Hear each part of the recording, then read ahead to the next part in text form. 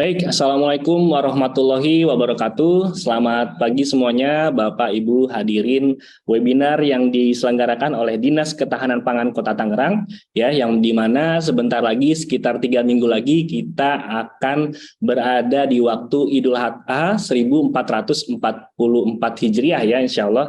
Dan artinya dalam 3 minggu ke depan kita terutama dari kelurahan, dari DKM dan juga panitia penerima dan penyaluran hewan kurban harus sudah mulai bersiap dengan segala tantangan akan penerimaan hewan-hewan ini ya, terutama yang sehat dan juga yang sakit. Artinya harus ada pembekalan berlebih pada diri kita untuk menyiapkan hal itu semua supaya bisa terjadi mencegah terjadinya penyebaran penularan dari hewan ini.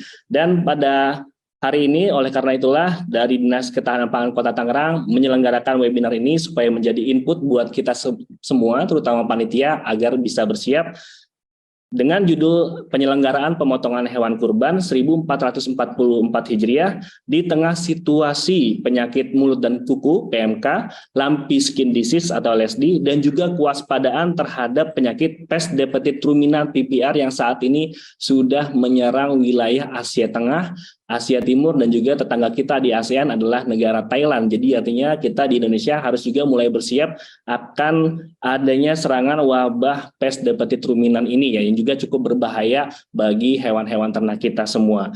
Baik, untuk mengawali acara webinar kita pada hari ini, marilah kita menyanyikan lagu kebangsaan Indonesia Raya.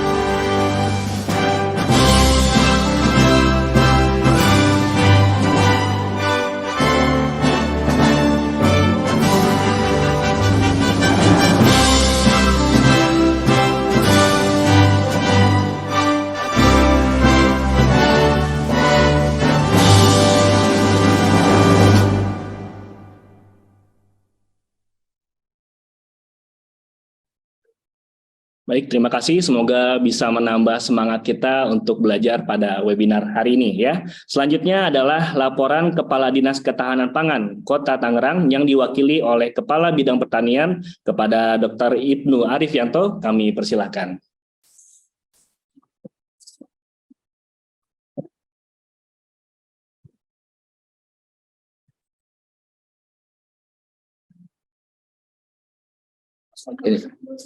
Usah. Oke,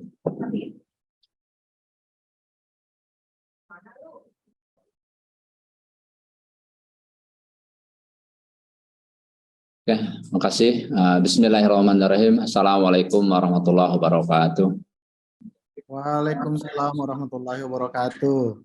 Alhamdulillahirrahmanirrahim. Amma ba'du. Yang terhormat Bapak Wali Kota Tangerang, yang terhormat narasumber dari Sekolah Kedokteran Hewan dan Biomedis IPB University, yang terhormat Bapak Ibu peserta webinar. Alhamdulillah webinar ini dilaksanakan pada hari ini merupakan kegiatan yang rutin kami lakukan di Dinas Ketahanan Pangan yang rutin dilaksanakan oleh Dinas Ketahanan Pangan, insya Allah akan tiap tahun dilaksanakan, dan ini kegiatan yang pasti akan kita laksanakan setiap tahun. Boleh dibilang kegiatan ini ada kegiatan yang sampai kiamat akan kita laksanakan gitu. Mungkin akan saya laporkan beberapa hal. Yang pertama adalah Zoom ini, kegiatan ini kami mengundang semua rekan-rekan panitia penyelenggara hewan kurban se-Kota Tangerang, Satgas Kurban tingkat kelurahan se-Kota Tangerang, para pedagang hewan kurban, dan juga rekan-rekan dokter hewan. Dengan kuota kami targetkan 1.000 peserta. Kemudian webinar ini kami mengundang narasumber dari Sekolah Kedokteran Hewan dan Biomedis IPB University, yaitu kami mengundang Dr. Hewan Hadir Latif MSI sebagai pakar Kesmapet.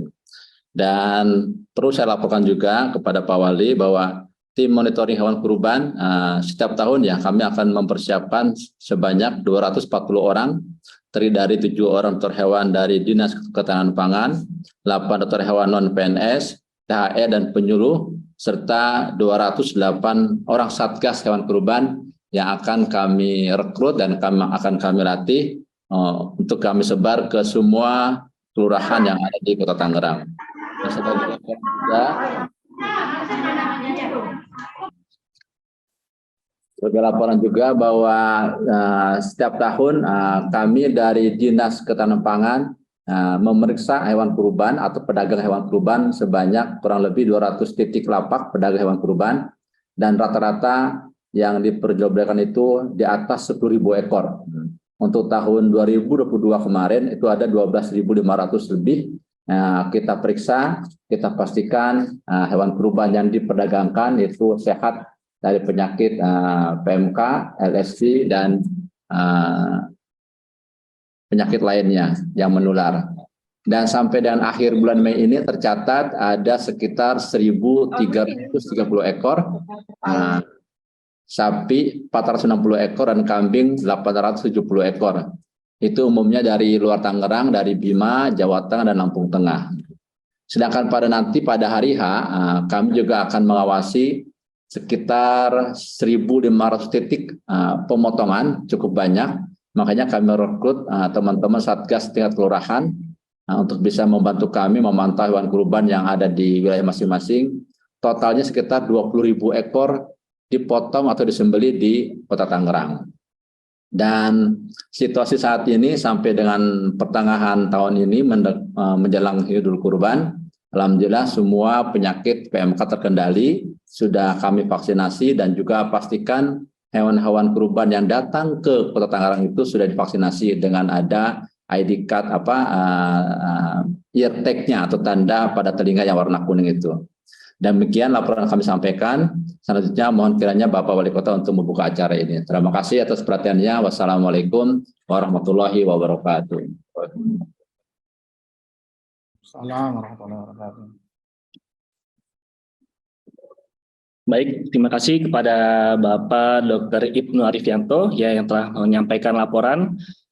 Selanjutnya adalah sambutan sekaligus pembukaan oleh Bapak Wali Kota Tangerang, Bapak Haji Arif R. Wismansyah. Kami persilahkan. Bismillahirrahmanirrahim. Assalamualaikum warahmatullahi wabarakatuh. Salam sehat, salam sejahtera semuanya. Yang saya hormati para narasumber dalam kegiatan webinar, yang saya hormati para pejabat lingkungan pemerintah Kota Tangerang, dan tentunya yang saya hormati Bapak Ibu para undangan kegiatan webinar penyelenggaraan pemotongan hewan kurban di tahun 1444 Hijriah ini. Pada kesempatan ini marilah kita panjatkan puji syukur kehadirat Allah Subhanahu wa taala atas segala rahmat karunia-Nya. Alhamdulillah kita dapat mengikuti kegiatan webinar penyelenggaraan pemotongan hewan kurban.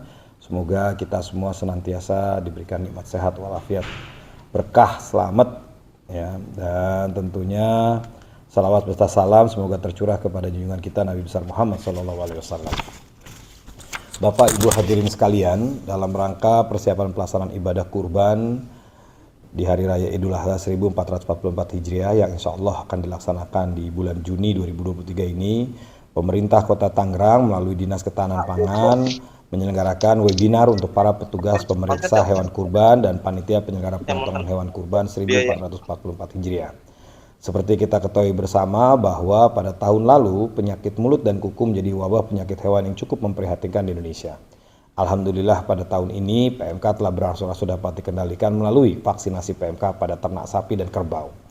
Namun demikian kita tetap waspada dan siaga terhadap munculnya penyakit hewan menular lain yaitu Lumpy Skin Disease atau LSD dan Peste des Petits Ruminants PPR yang menyerang ternak ruminansia, mengingat Kota Tangerang setiap tahunnya membutuhkan suplai hewan kurban dari luar daerah untuk memenuhi kebutuhan di dalam kota. Kebutuhan hewan kurban di Kota Tangerang kurang lebih sekitar 20.000 ekor. Setiap tahunnya didominasi oleh kambing 50%, sapi 30%, domba 19%, dan kerbau 1%. Oleh karena itu, penting bagi para petugas pemeriksa hewan kurban dan panitia penyelenggara pemotongan hewan kurban untuk mempersiapkan dan membekali diri dengan pengetahuan yang update tentang situasi hewan kurban dan penyelenggaraan pemotongan hewan kurban yang sebaik-baiknya.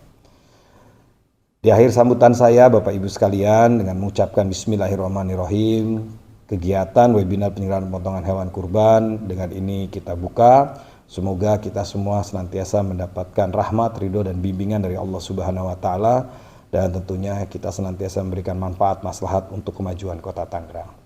Terima kasih. Wabillahi taufiq wal hidayah. Assalamualaikum warahmatullahi wabarakatuh. Waalaikumsalam warahmatullahi wabarakatuh. Baik, terima kasih atas sambutan sekaligus pembukaannya oleh Bapak Wali Kota Tangerang, Bapak Haji Arif R. Wismansyah. Ya, selanjutnya adalah pembacaan doa yang akan disampaikan oleh Bapak Rio Kurniawan KSP. Kami persilakan.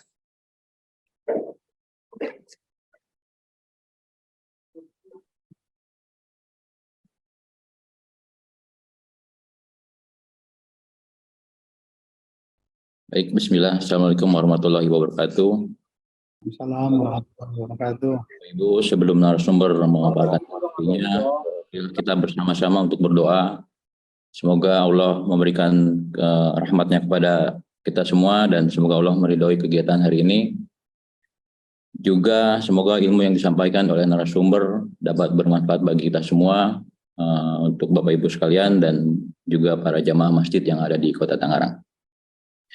A'udzubillahi minasyaitonirrajim. Bismillahirrahmanirrahim.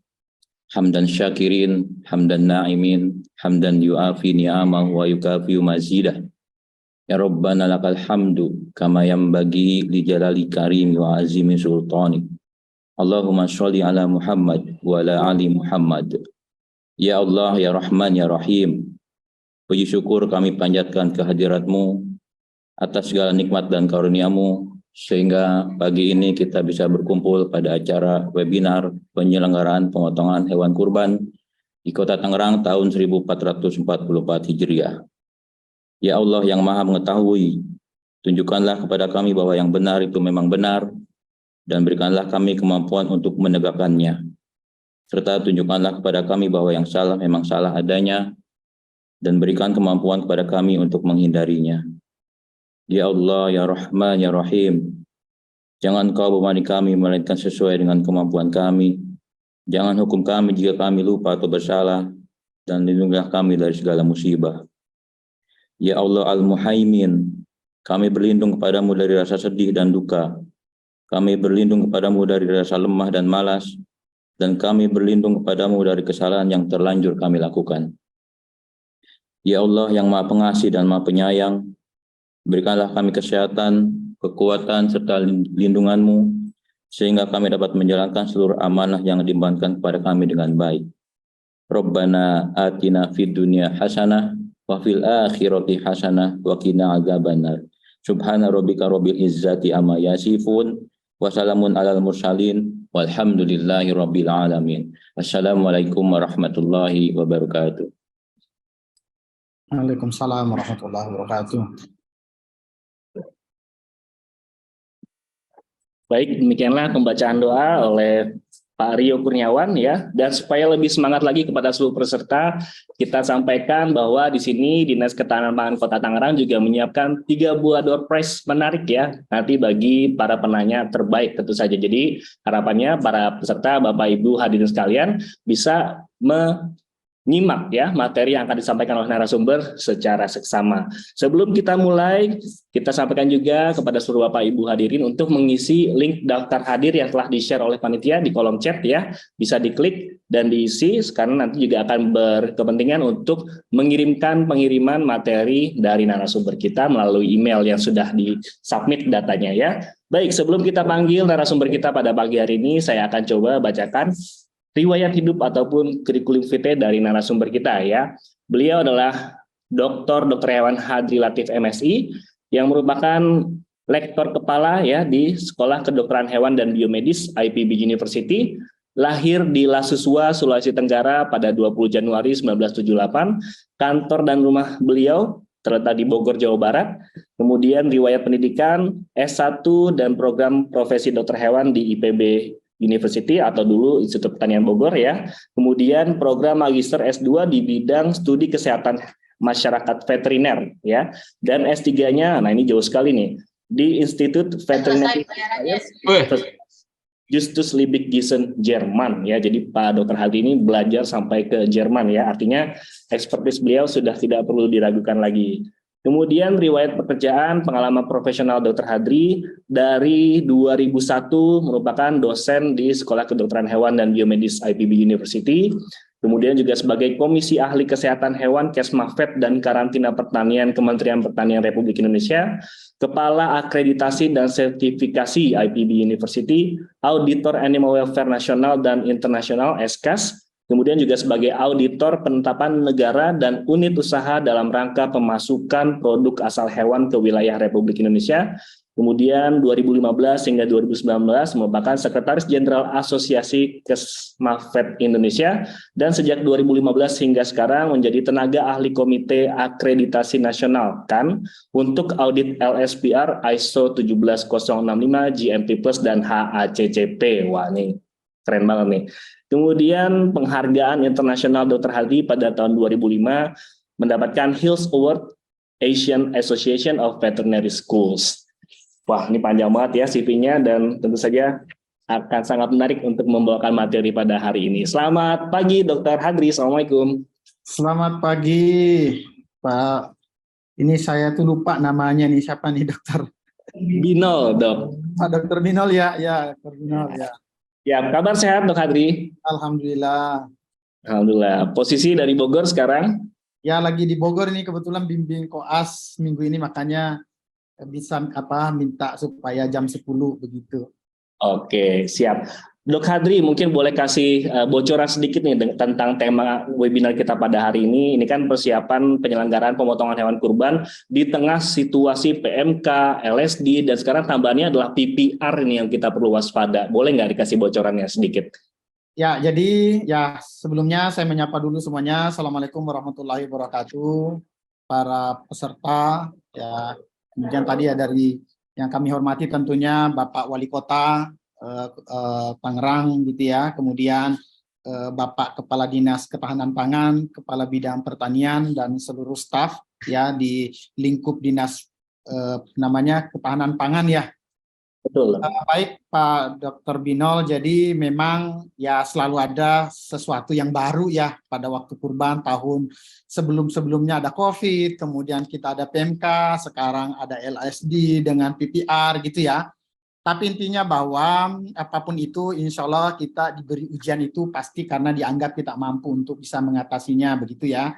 Jadi tidak perlu khawatir berlebihan, tetapi tentunya kita perlu waspada ya. Makanya mungkin pada hari ini kita perlu untuk berdiskusi supaya semuanya tahu apa yang menjadi tanggung jawab masing-masing supaya keberadaan penyakit-penyakit ini kemudian tidak menjadi sesuatu yang berdampak terhadap penyelenggaraan kurban. Jadi justru kita melakukan webinar pada hari ini supaya penyelenggaraan kurban kita di tengah adanya PMK yang tentunya masih belum selesai, kemudian adanya LSD, ditambah lagi ancaman atau risiko ada masuknya PPR ini juga justru menjadi hal yang perlu kita antisipasi bersama sehingga penyelenggaraan kurban bisa tetap berjalan dengan baik dan insya Allah akan tetap baik.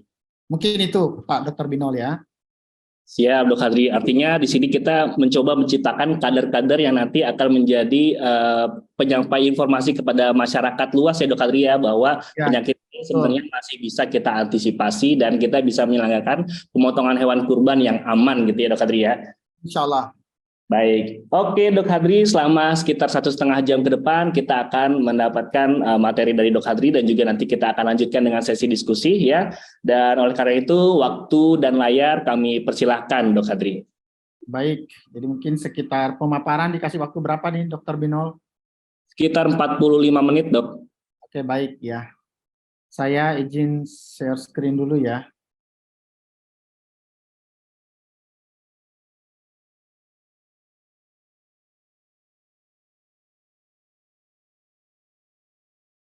Sudah terlihat, Dok?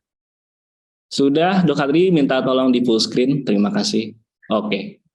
Oke, baik. Assalamualaikum warahmatullahi wabarakatuh. Selamat pagi semuanya. Salam sejahtera buat kita semua yang kami hormati, Pak Wali Kota, Kepala Dinas Kota Tangerang, ya, Kepala Dinas Tahanan Pangan ya Kota Tangerang, kemudian Kepala Bidang Pertanian dan Struktural serta staf. Dan tentunya kepada moderator, terima kasih atas waktunya Dr. Binol untuk memandu kita berdiskusi mungkin ya pada webinar pada pagi hari menjelang siang nanti ya, hingga menjelang siang nanti. Jadi ada beberapa hal yang coba kami jadikan sebagai pengantar diskusi lah istilahnya begitu ya, karena saya yakin Bapak Ibu sekalian di sini ya, jadi kita menyegarkan kembali beberapa hal-hal yang mungkin selama ini juga sudah pernah disampaikan. Nah, kemudian juga nanti juga ada terkait dengan update materi yang saat ini juga menjadi sesuatu yang hangat dibicarakan. Tadi sudah kita sempat sampaikan di awal begitu ya. Jadi tema yang disampaikan pada pagi hari ini sesuai dengan permintaan panitia adalah penyelenggaraan kurban di tengah situasi penyakit mulut dan kuku dan lumpy skin disease atau LSD ya. Kemudian tadi juga disampaikan bahwa di saat yang bersamaan juga ada ancaman ya terkait penyakit lain ya yang gejalanya mirip-mirip pada PMK begitu ya, ada gejala yang terkait dengan dan ini mudah-mudahan tidak sampai kemudian menjadi tambahan tanda kutip ya, membuat masalah ini kita menjadi semakin khawatir. Tapi tentunya tadi sudah disampaikan kehadiran kita semua di sini justru ya yang diundang ini tentunya adalah para penyelenggara ya, mulai dari dinas sendiri maupun sampai ke panitia. Jadi saya kira ini adalah momen yang baik untuk kita menyampaikan atau berdiskusi hal-hal yang perlu diantisipasi terkait dengan tema yang akan kita bahas pada pagi hari ini. Baik Bapak Ibu dan seterusnya dan sekalian ya Bapak Ibu sekalian. Nah mungkin kami awali dulu ya terkait dengan persyaratan hewan kurban di tengah situasi PMK dan LSD.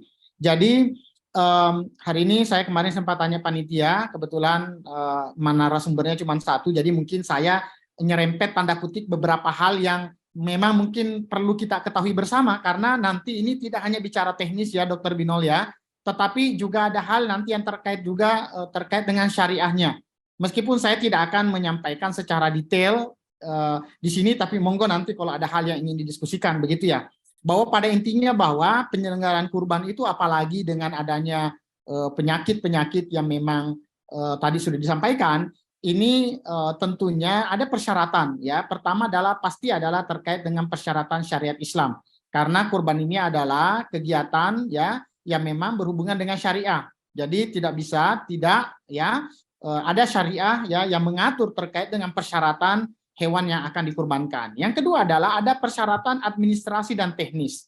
Nah, ini diatur di dalam peraturan menteri begitu ya, bahwa bagaimana supaya penyelenggaraan kurban itu memang terlaksana dengan baik, supaya masyarakat semua juga terlindungi dengan baik, lingkungan juga terlindungi, hewan juga terlindungi, sehingga titik temunya memang selalu bahwa ini adalah sesuatu yang perlu dan sudah dibicarakan bersama. Saya kira ini koordinasi yang sangat baik selalu kita lakukan ya, baik dari pemerintah dalam artian untuk teknisnya di Kementerian Pertanian maupun dengan MUI terkait dengan tanda kutip bagaimana menerjemahkan atau membuat fatwa yang terkait dengan penyakit hewan ya, yang pada satu sisi mungkin itu bisa dianggap menjadi sesuatu yang mungkin meresahkan begitu tanda kutip ya Bapak Ibu sekalian, tetapi disitulah kemudian kita ada kesepakatan bahwa ada hal-hal yang kemudian diatur lebih lanjut sehingga kita bisa menyelenggarakan kurban dengan tetap dengan baik tanpa mengurangi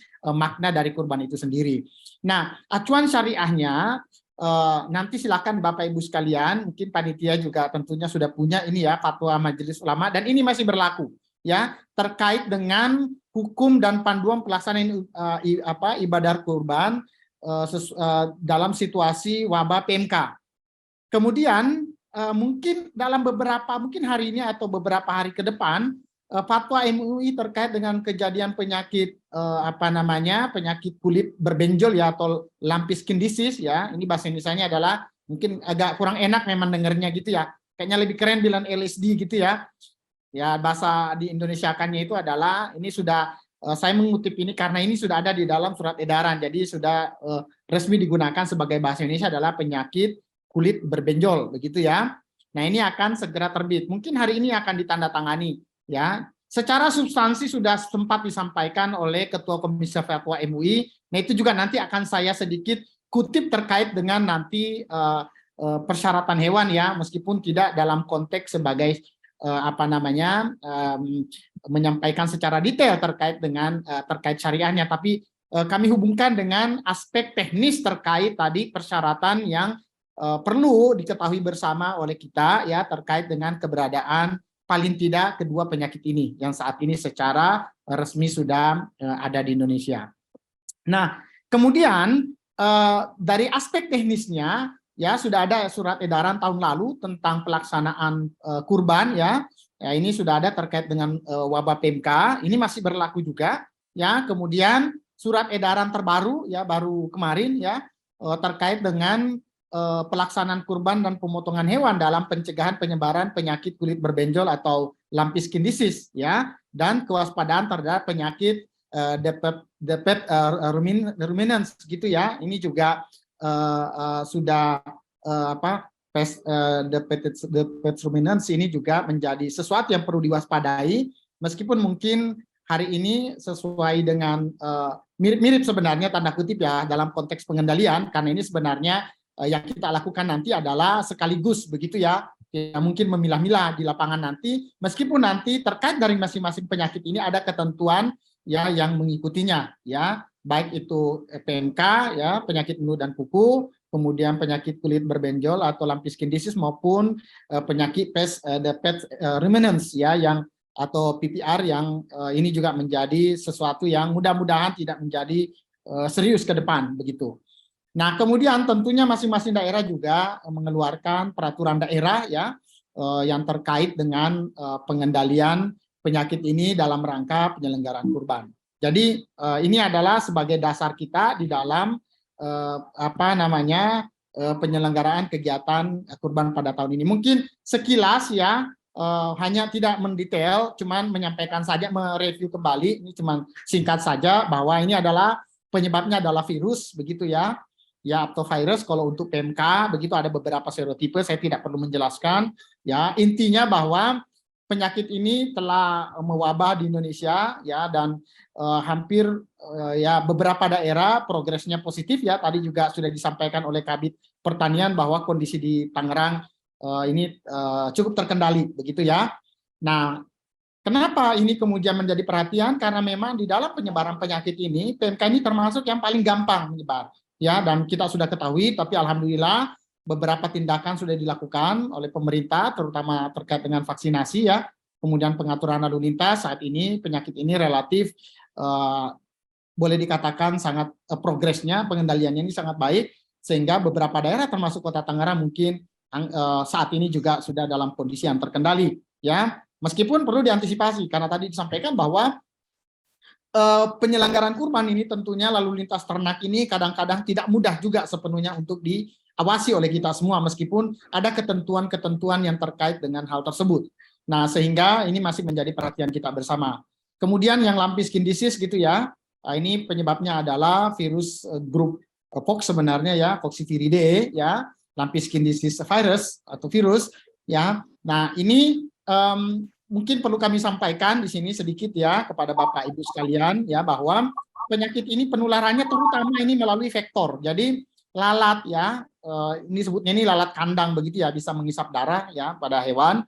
Kemudian nyamuk ya, termasuk Aedes dan beberapa jenis caplak, tapi terutama dua ini yang di awal ya.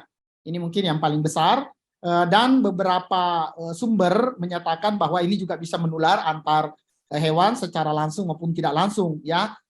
Tapi dianggap tidak terlalu semasif atau seefektif dengan penularan melalui vektor ya, bahkan di beberapa mungkin literatur ya menyebutkan bahwa ini bukan penularan yang efektif untuk virus ini ya, tetapi kita ketahui bersama bahwa bagaimanapun juga yang penularan utama ini tidak mudah ya di kita ya, terutama keberadaan lalat ya, Stomoxys calcistrans ya, yang kita ketahui atau biasa disebut lalat kandang begitu ya, yang memang biasa lekat istilahnya dengan ternak gitu ya, dan kemudian nyamuk yang memang juga saya kira ini juga sangat umum kita jumpai di sekitar kita. Nah, sehingga terkait dengan ini maka perlu kita ketahui yang pertama bahwa ya tentu penyakit ini ada ya, dan ini punya potensi akan tanda kutip ya nanti menjadi perhatian kita di dalam kurban ya, karena tadi ada syarat syariah terkait dengan kurban dan juga ada syarat teknis. Tetapi secara umum bahwa perlu disampaikan bahwa dengan keberadaan penyakit ini insya Allah daging yang kurban itu aman. Jadi ini juga perlu disampaikan ke konsumen ya Bapak Ibu sekalian, ke yang berkurban maupun yang nanti penerima kurban. Jadi tidak usah khawatir, insya Allah kalau dagingnya aman. Ya, jadi pengendalian penyakit ini lebih banyak kontesnya adalah ke bagaimana pengendalian supaya penyakit ini tidak kemudian penyebarannya tidak meluas ke hewan. Jadi ini adalah bukan penyakit di manusia ya, tetapi ini lebih ke penyakit di hewan sebenarnya ya. Meskipun mungkin nanti ada kan PMK mengkhawatirkan bla bla manusia. Saya kira enggak, ini sangat minor ya. Jadi tidak boleh dikatakan tidak signifikan, bahkan sangat-sangat kecil sekali ya kalau terkait manusia. LSD murni penyakit hewan, jadi intinya termasuk PPR juga ya. Jadi secara daging itu tidak ada masalah Bapak Ibu sekalian. Jadi tidak usah khawatir nanti berkurban ya Bapak Ibu sekalian, termasuk yang menerimanya ya, insya Allah dagingnya aman untuk dikonsumsi. Kemudian, nah karena penyakit ini kemudian tadi ya ini ada risiko atau ancamannya, maka mau tidak mau ada 3 titik kritikal di dalam bagaimana kemudian kita bisa mengendalikan potensi yang ada ya terkait dengan penyebaran virus PMK dan virus LSD termasuk PPR. Pertama adalah di lalu lintas, saya kira ini sudah dilakukan tadi ya oleh dari dinas. Kemudian di tempat penjualan ini sedang berlangsung sekarang, nanti kami akan coba mengurai apa yang perlu diperhatikan terkait dengan penjualan hewan. Dan satu lagi adalah terkait dengan pemotongan hewan. Ya. Nah, satu aspek lagi yang tidak kalah pentingnya yang secara langsung dan tidak langsung juga terkait dengan penularan PMK nantinya ini adalah bagaimana penanganan daging secara higienis ya, termasuk sanitasi. Nah, ini tidak bosan-bosannya ini menjadi sebenarnya juga tindakan sapu jagatnya ya terkait dengan bicara tentang penyakit di hewan maupun kaitannya dengan nanti keamanan, aman, sehat, utuh dan halalnya daging begitu ya. Nah, ini juga mungkin kami akan sedikit singgung. Dengan tadi ya ada titik poin penting di sini ya terkait dengan tahapan penyelenggaraan kurban, maka kami coba mulai dari tahapan terkait dengan tempat penjualan hewan kurban. Maaf.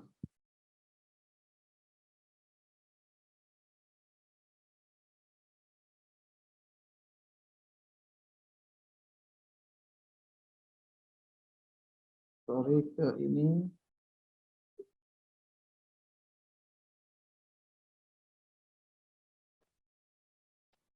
Ya.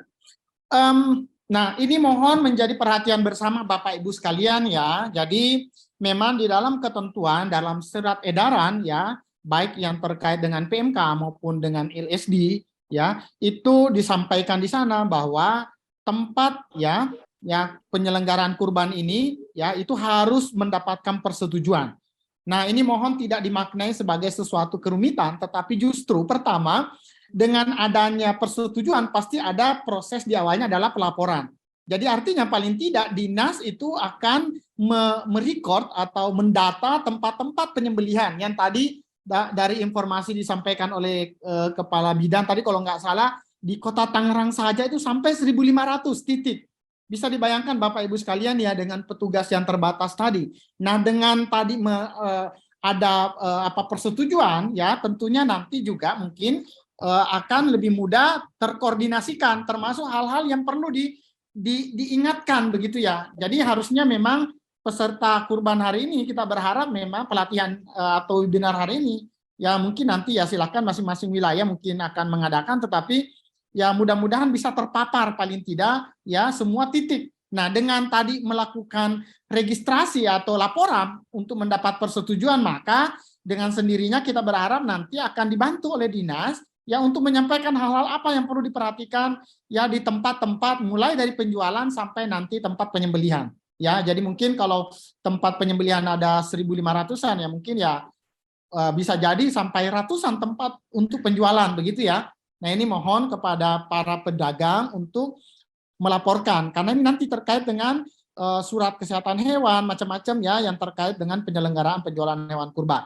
Nah, terkait dengan tadi bahwa ada hal yang terkait aspek teknis yang perlu diperhatikan oleh kita semua ya terutama untuk pedagang hewan kurban ya terkait fasilitas ya atau hal-hal yang perlu diperhatikan ya yang terkait dengan penyediaan tempat penjualan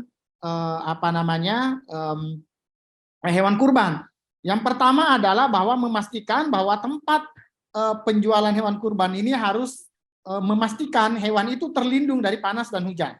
Karena kalau kondisi hewan itu dalam kondisi kurang baik, maka penyakit tadi ya PMK, LSD dan lain-lain itu akan lebih mudah ya menginfeksi hewan. Terkadang penyakit itu mungkin belum sampai terlihat secara klinis, tetapi karena hewan itu kemudian stres dan lain-lain, maka itu kemudian penyakitnya akan lebih mudah muncul. Nah, ini juga akan berpengaruh terhadap penjualan Bapak Ibu sekalian. Ya, jadi menyediakan kondisi hewan yang baik itu sebenarnya tidak sekedar untuk menguntungkan hewan, tetapi juga penjual. Ya, sehingga nanti tetap hewan yang didagangkan itu sampai mendekati hari H itu tetap menjadi hewan yang sehat. Kan sangat disayangkan kalau Bapak Ibu beli hewan, kemudian karena penanganan kurang baik di tempat penjualan, kemudian tertular ya atau menjadi sakit sehingga tidak dapat jual atau kemudian harganya menjadi tidak maksimal begitu ya. Jadi ini juga perlu menjadi perhatian bahwa yang kita lakukan ini selain untuk memastikan hewan sehat, ini juga penting buat pedagang sendiri ya Bapak Ibu sekalian. Yang kedua adalah harus ada fasilitas untuk menampung limbah ya. Karena ketentuan terkait dengan PMK dengan LSD ini adalah semua limbah tidak boleh keluar dari tempat penjualan. Jadi harus dimusnahkan di tempat. Ya, ini menjadi perhatian kita di awal tadi kita sampaikan bahwa penyakit ini ada, tapi dengan melakukan tanggung jawab kita semua ya, kepedulian kita semua, mengambil peran masing-masing, maka ini bisa menjadi sesuatu yang tidak masalah. Tetapi tentunya tanggung jawab tadi ya dari masing-masing stakeholders ya, pemangku kebijakan termasuk pelaksana di lapangan, mulai tadi pemerintah tentunya sudah melakukan itu, kemudian terkait dengan tempat penjualan ini menjadi titik kritikal berikutnya ya setelah tadi lalu lintas. Nah, sehingga harus ada termasuk fasilitas untuk pembersihan dan desinfeksi ya. Jadi kembali lagi bahwa ini juga untuk terkait dengan kesehatan hewan supaya tetap bisa dagang ya, hewannya tetap sehat sampai pada menjelang Idul Kurban insya Allah. Kemudian harus menyediakan tempat untuk isolasi atau memisahkan hewan kalau ada hewan yang diduga sakit, apapun sakitnya.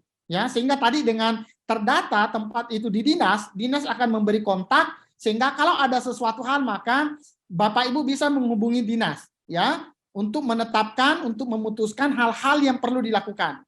Bahkan di dalam SE, kedua SE baik PMK maupun dengan LSD di situ disebutkan bahwa di tempat penjualan ini ada tempat untuk pemotongan darurat. Meskipun saya melihat ini ada sesuatu hal yang agak sedikit riskan kalau ya tidak dibawa, karena di sana ada persyaratan bahwa memang harus dibawa pengawasan dokter hewan.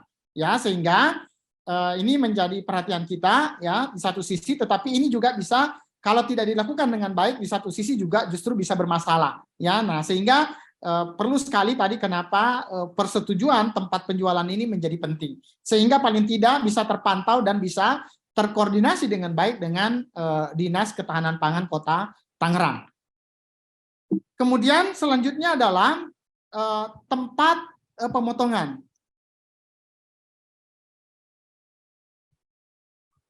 Ya, nah memang tidak bisa tidak semua tempat ya atau daerah itu punya rumah potong yang mencukupi, ya termasuk mungkin di Kota Tangerang. Tetapi bila memungkinkan memang ya dimaksimalkan peran dari RPH.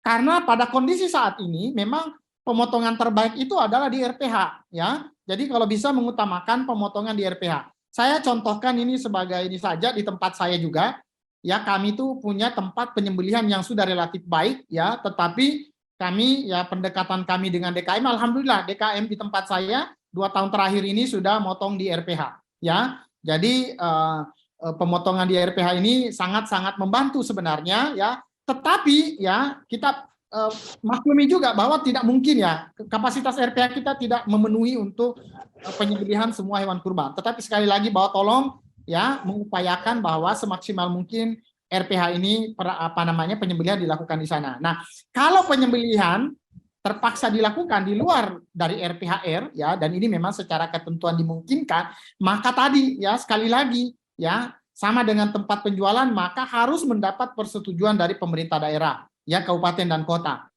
Ya, tadi kita bayangkan 1.500 ya.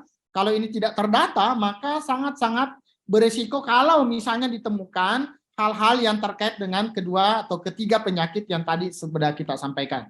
Ya. Nah, ada hal-hal yang perlu dipersiapkan terkait dengan sarana dan prasarana di tempat penyembelihan hewan kurban. Ya. Yang pertama mungkin standar umum ya, bagaimana supaya fasilitas itu bisa terlaksana dengan baik, maka harus ada penampungan hewan. Ya. Jadi ini menjadi titik kritis di tempat-tempat pemotongan kita karena umumnya tempat-tempat pemotongan ini tidak didesain, tidak dirancang atau hanya disiapkan menjelang waktu kurban saja. Nah, sehingga panitia mohon jauh-jauh hari ya ini dipersiapkan dengan baik. Bahwa tadi ada tempat untuk menampung hewan sama tadi kurang lebih ya, bahwa tempatnya itu harus bisa menjaga supaya aspek kesejahteraan hewan termasuk kesehatan hewan itu sendiri bisa terjamin. Dan ini menjadi bagian amanah yang tidak mudah Bapak Ibu sekalian ya, tidak jarang beberapa tempat penyembelihan ini hewan itu sudah berada di sana 1-2 hari sebelumnya. Nah, dan ini semua kemungkinan bisa terjadi. Ya, sehingga mohon untuk menjaga amanah dari penyelenggara atau yang ingin menitipkan hewan kurbannya ke masing-masing tempat tadi ya, baik di masjid maupun di tempat-tempat yang telah ditetapkan ya untuk penyembelihan di luar RPH, maka aspek ini perlu diperhatikan. Nah, kemudian juga menyediakan tempat isolasi untuk jaga-jaga bila ada hewan yang sakit supaya tidak menulari ke hewan yang lain ya, karena nanti ada terkait dengan fatwa MUI batasan hewan yang masih diperbolehkan yang masih memenuhi syarat sebagai hewan kurban ya. Kemudian ya jika memungkinkan itu tersedia fasilitas pemotongan hewan bersyarat ya, jadi ini sudah diatur di dalam ketentuan juga bagaimana nanti kemudian penyembelihan bersyarat ini ya, kemudian pastinya adalah ketersediaan air ya. Nah, ini terkait dengan fasilitas yang lain adalah bahwa harus ada fasilitas ya, dan ini harus disiapkan ya untuk pembersihan dan desinfeksi. Baik tempatnya termasuk di sini kendaraan gitu ya, termasuk orang-orang yang nanti akan bekerja. Nah, satu lagi terkait limbah. Jadi sama ya Bapak Ibu sekalian bahwa kita berharap bahwa limbah ini tidak dibuang ya ke mana-mana gitu ya, ke selokan maupun ke sungai begitu ya. Jadi upayakan semua tempat penyembelihan itu sifat penanganan limbahnya itu tertutup ya, jadi lubang atau membuat tempat untuk pemusnahan ya. Kemudian kita juga mengantisipasi kalau karena terkadang hewan itu sudah ada di RPH ya, Jadi ini menjadi debat panjang juga bahwa bagaimana kalau misalnya sudah di tempat penyembelihan terus ketemu hewan yang teridentifikasi atau terdiagnosa dia kena PMK ya atau LSD. Sangat tidak mungkin, bahkan risikonya akan lebih besar kalau kemudian hewan itu kemudian dikeluarkan atau dikembalikan, akan justru berpotensi untuk menyebarkan penyakit ini kemana-mana. Sehingga hewan yang sudah masuk ke RPH maupun tempat penyembelihan hewan tadi yang di luar RPH, itu sebaiknya tidak keluar lagi dari tempat penyembelihan. Nah, sehingga memang prosedur pemotongan darurat itu harus bisa disiapkan untuk mengantisipasi bila ada hewan yang kemudian sakit, yang kemudian mau tidak mau harus dipotong di tempat penyembelihan tadi, baik di RPH maupun di luar RPH yang telah ditetapkan. Nah, sehingga salah satu fasilitas tambahan yang diperlukan adalah adanya fasilitas perebusan.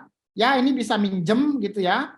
Ya, saya kira beberapa tempat mungkin punya itu, atau mungkin menjadi fasilitas yang disediakan oleh DKM.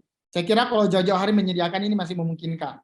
Karena tadi saya katakan bahwa ketentuannya adalah sebaiknya tidak ada hewan ya, tidak hanya yang hewan yang sehat, yang sakit ya, termasuk yang sehat pun itu sebaiknya sudah tidak keluar lagi dari tempat pemotongan hewan setelah mereka sudah ada di tempat penampungan ya. Nah, ini sebagai contoh beberapa fasilitas yang harap dipersiapkan ya oleh teman-teman di masing-masing DKM atau panitia di tempat-tempat penyelenggaraan penyembelihan hewan kurban. Ya, lubang untuk penyembelihan, kemudian peralatan untuk pemanasan, buat apa nanti akan kita jabarkan lebih agak detail ya Bapak Ibu sekalian. Nah,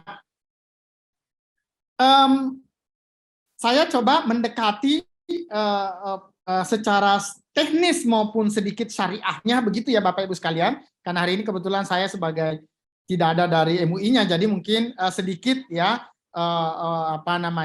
mengarahkan ke sana. Nah, di dalam ketentuan bahwa, dan ini saya kira umum, bahwa hewan yang boleh untuk kurban itu adalah hewan yang dinyatakan sehat. Ya Bapak Ibu sekalian ya, ini ketentuan umumnya. Tetapi kemudian disampaikan juga di dalam surat edaran terkait PMK bahwa bila ditemukan hewan dengan gejala PMK di tempat penyembelihan hewan kurban, maka dilakukan pemotongan bersyarat. Itu secara teknisnya. Nah, pertanyaannya, apakah hewan yang kena PMK ini masih sah untuk kurban? Mungkin itu menjadi pertanyaan orang awam. Maka di dalam ketentuan yang lain di dalam fatwa itu dimungkinkan, ya, selama penyakitnya masih kategori ringan. Jadi belum sampai hewan itu pincang, ya, kemudian gejala klinis yang berat lah, begitu ya, sehingga secara syariahnya masih memungkinkan. Nah, pertanyaannya kalau misalnya dilalah gitu ya. Ya mudah-mudahan harusnya bisa terantisipasi, karena gejala hewan kan tidak tiba-tiba langsung gejalanya berat. Tetapi ini pernah terjadi karena tiba-tiba ada yang bawa hewan, mungkin malam begitu ya. Ya dari mana tiba-tiba nyampe ke tempat pemotongan hewan. Apa yang harus dilakukan? Yang kami sampaikan tadi, tidak mungkin juga kemudian mengirim kembali hewan itu, karena itu akan berisiko untuk menyebarkan penyakit. Sehingga saran kami adalah justru tetap disembelih di tempat terpisah. Nah, tadi disebut sebagai pemotongan bersyarat. Nah, mengenai dagingnya, wallahu alam, ya ini secara fatwa maka memang tidak sebagai hewan kurban, tetapi lebih hitungannya sebagai sedekah. Ya, tetapi tidak dipaksakan, wah ini kan nggak bisa lagi sebagai hewan kurban, kemudian dikirim, kemudian dikembalikan. Nah, sehingga bagaimana mengantisipasi ini, ya Bapak Ibu sekalian, ini perlu diperhatikan. Karena jangan sampai sudah nyampe di masjid atau di tempat penyembelihan, hewan itu baru kelihatan gejalanya. Nah, karena kalau sudah sampai, maka saran atau rekomendasinya adalah pemotongan bersyarat. Nah, untuk menghindari kemudian nanti penyelenggara kurbannya menjadi akhirnya tidak afdol atau tidak bisa berkurban, tidak memenuhi syarat hewan kurbannya, maka disinilah kepentingannya tadi panitia dari awal mengantisipasi, ya. Apakah bentuknya perjanjian dengan tempat penyuplai gitu ya. Jadi sebelum pengiriman dipastikan hewannya sehat. Ya, kemudian kalau beli di tempat penjualan, maka dipastikan hewan itu harus sehat dulu, baru kemudian nanti dikirim dan lain-lain. Perlu diantisipasi sebelumnya, karena kalau sudah nyampe di tempat penyembelihan, maka mau tidak mau hewan itu akan dipotong, ya, karena kalau tidak maka justru akan berisiko menjadi sumber penyebaran. Baik, ya Bapak Ibu sekalian, itu terkait dengan ketentuan umum. Nah, secara khususnya terkait dengan bersyarat itu seperti apa? Ya, maka kalau misalnya tadi ya sampai ada hewan yang mau tidak mau disembelih karena sudah nyampai di tempat penyembelihan, kalau dikembalikan malah justru bisa menjadi sumber penyebaran penyakit, maka kalau memungkinkan maka hewan itu dipisahkan antara tulang ya termasuk kelenjarnya begitu ya. Ya, jadi bagian-bagian itu harus ya direbus begitu ya. Nah, termasuk nanti bagian kepala dan lain-lain itu yang tadi kenapa kami minta supaya antisipasi dengan menyediakan fasilitas untuk perebusan. Ya, jadi kalau ada tadi hewan yang ada gejala itu maka ada nanti tahapan kita untuk melakukan atau memberi perlakuan. Ya, dagingnya bagaimana? Apakah perlu dimusnahkan? Tidak, masih memungkinkan untuk dikonsumsi. Nah, makanya kenapa mungkin ini kalau perlu, kalau bisa itu ada penanganan khusus. Ya, nah mungkin panitia nanti akan memisahkan termasuk daging tadi. Ya, kalau memungkinkan direbus lebih baik atau paling tidak bahwa harus sesegera mungkin ditangani. Ya, kalau misalnya tidak akan dimasak maka sebaiknya didinginkan. Ya, kemudian nanti besok harinya dibekukan. Jadi tidak kemudian mencuci. Ya, nah ini cuman tidak gampang ya untuk mengedukasi masyarakat bagaimana tidak mencuci daging, terutama kalau tadi ditemukan ada gejala. Karena ini akan menyebarkan ke lingkungan. Jadi bukan kekhawatiran kita bukan ke manusia, tetapi ke pencemaran kemudian nanti ke lingkungan dan menyebabkan hewan itu virus itu kemudian bisa mengkontaminasi lingkungan dan juga bisa mengkontaminasi hewan lain begitu. Ini ada beberapa Pak Dr. Binol yang sudah raise hand. Apa saya lanjut dulu atau bagaimana, Dok?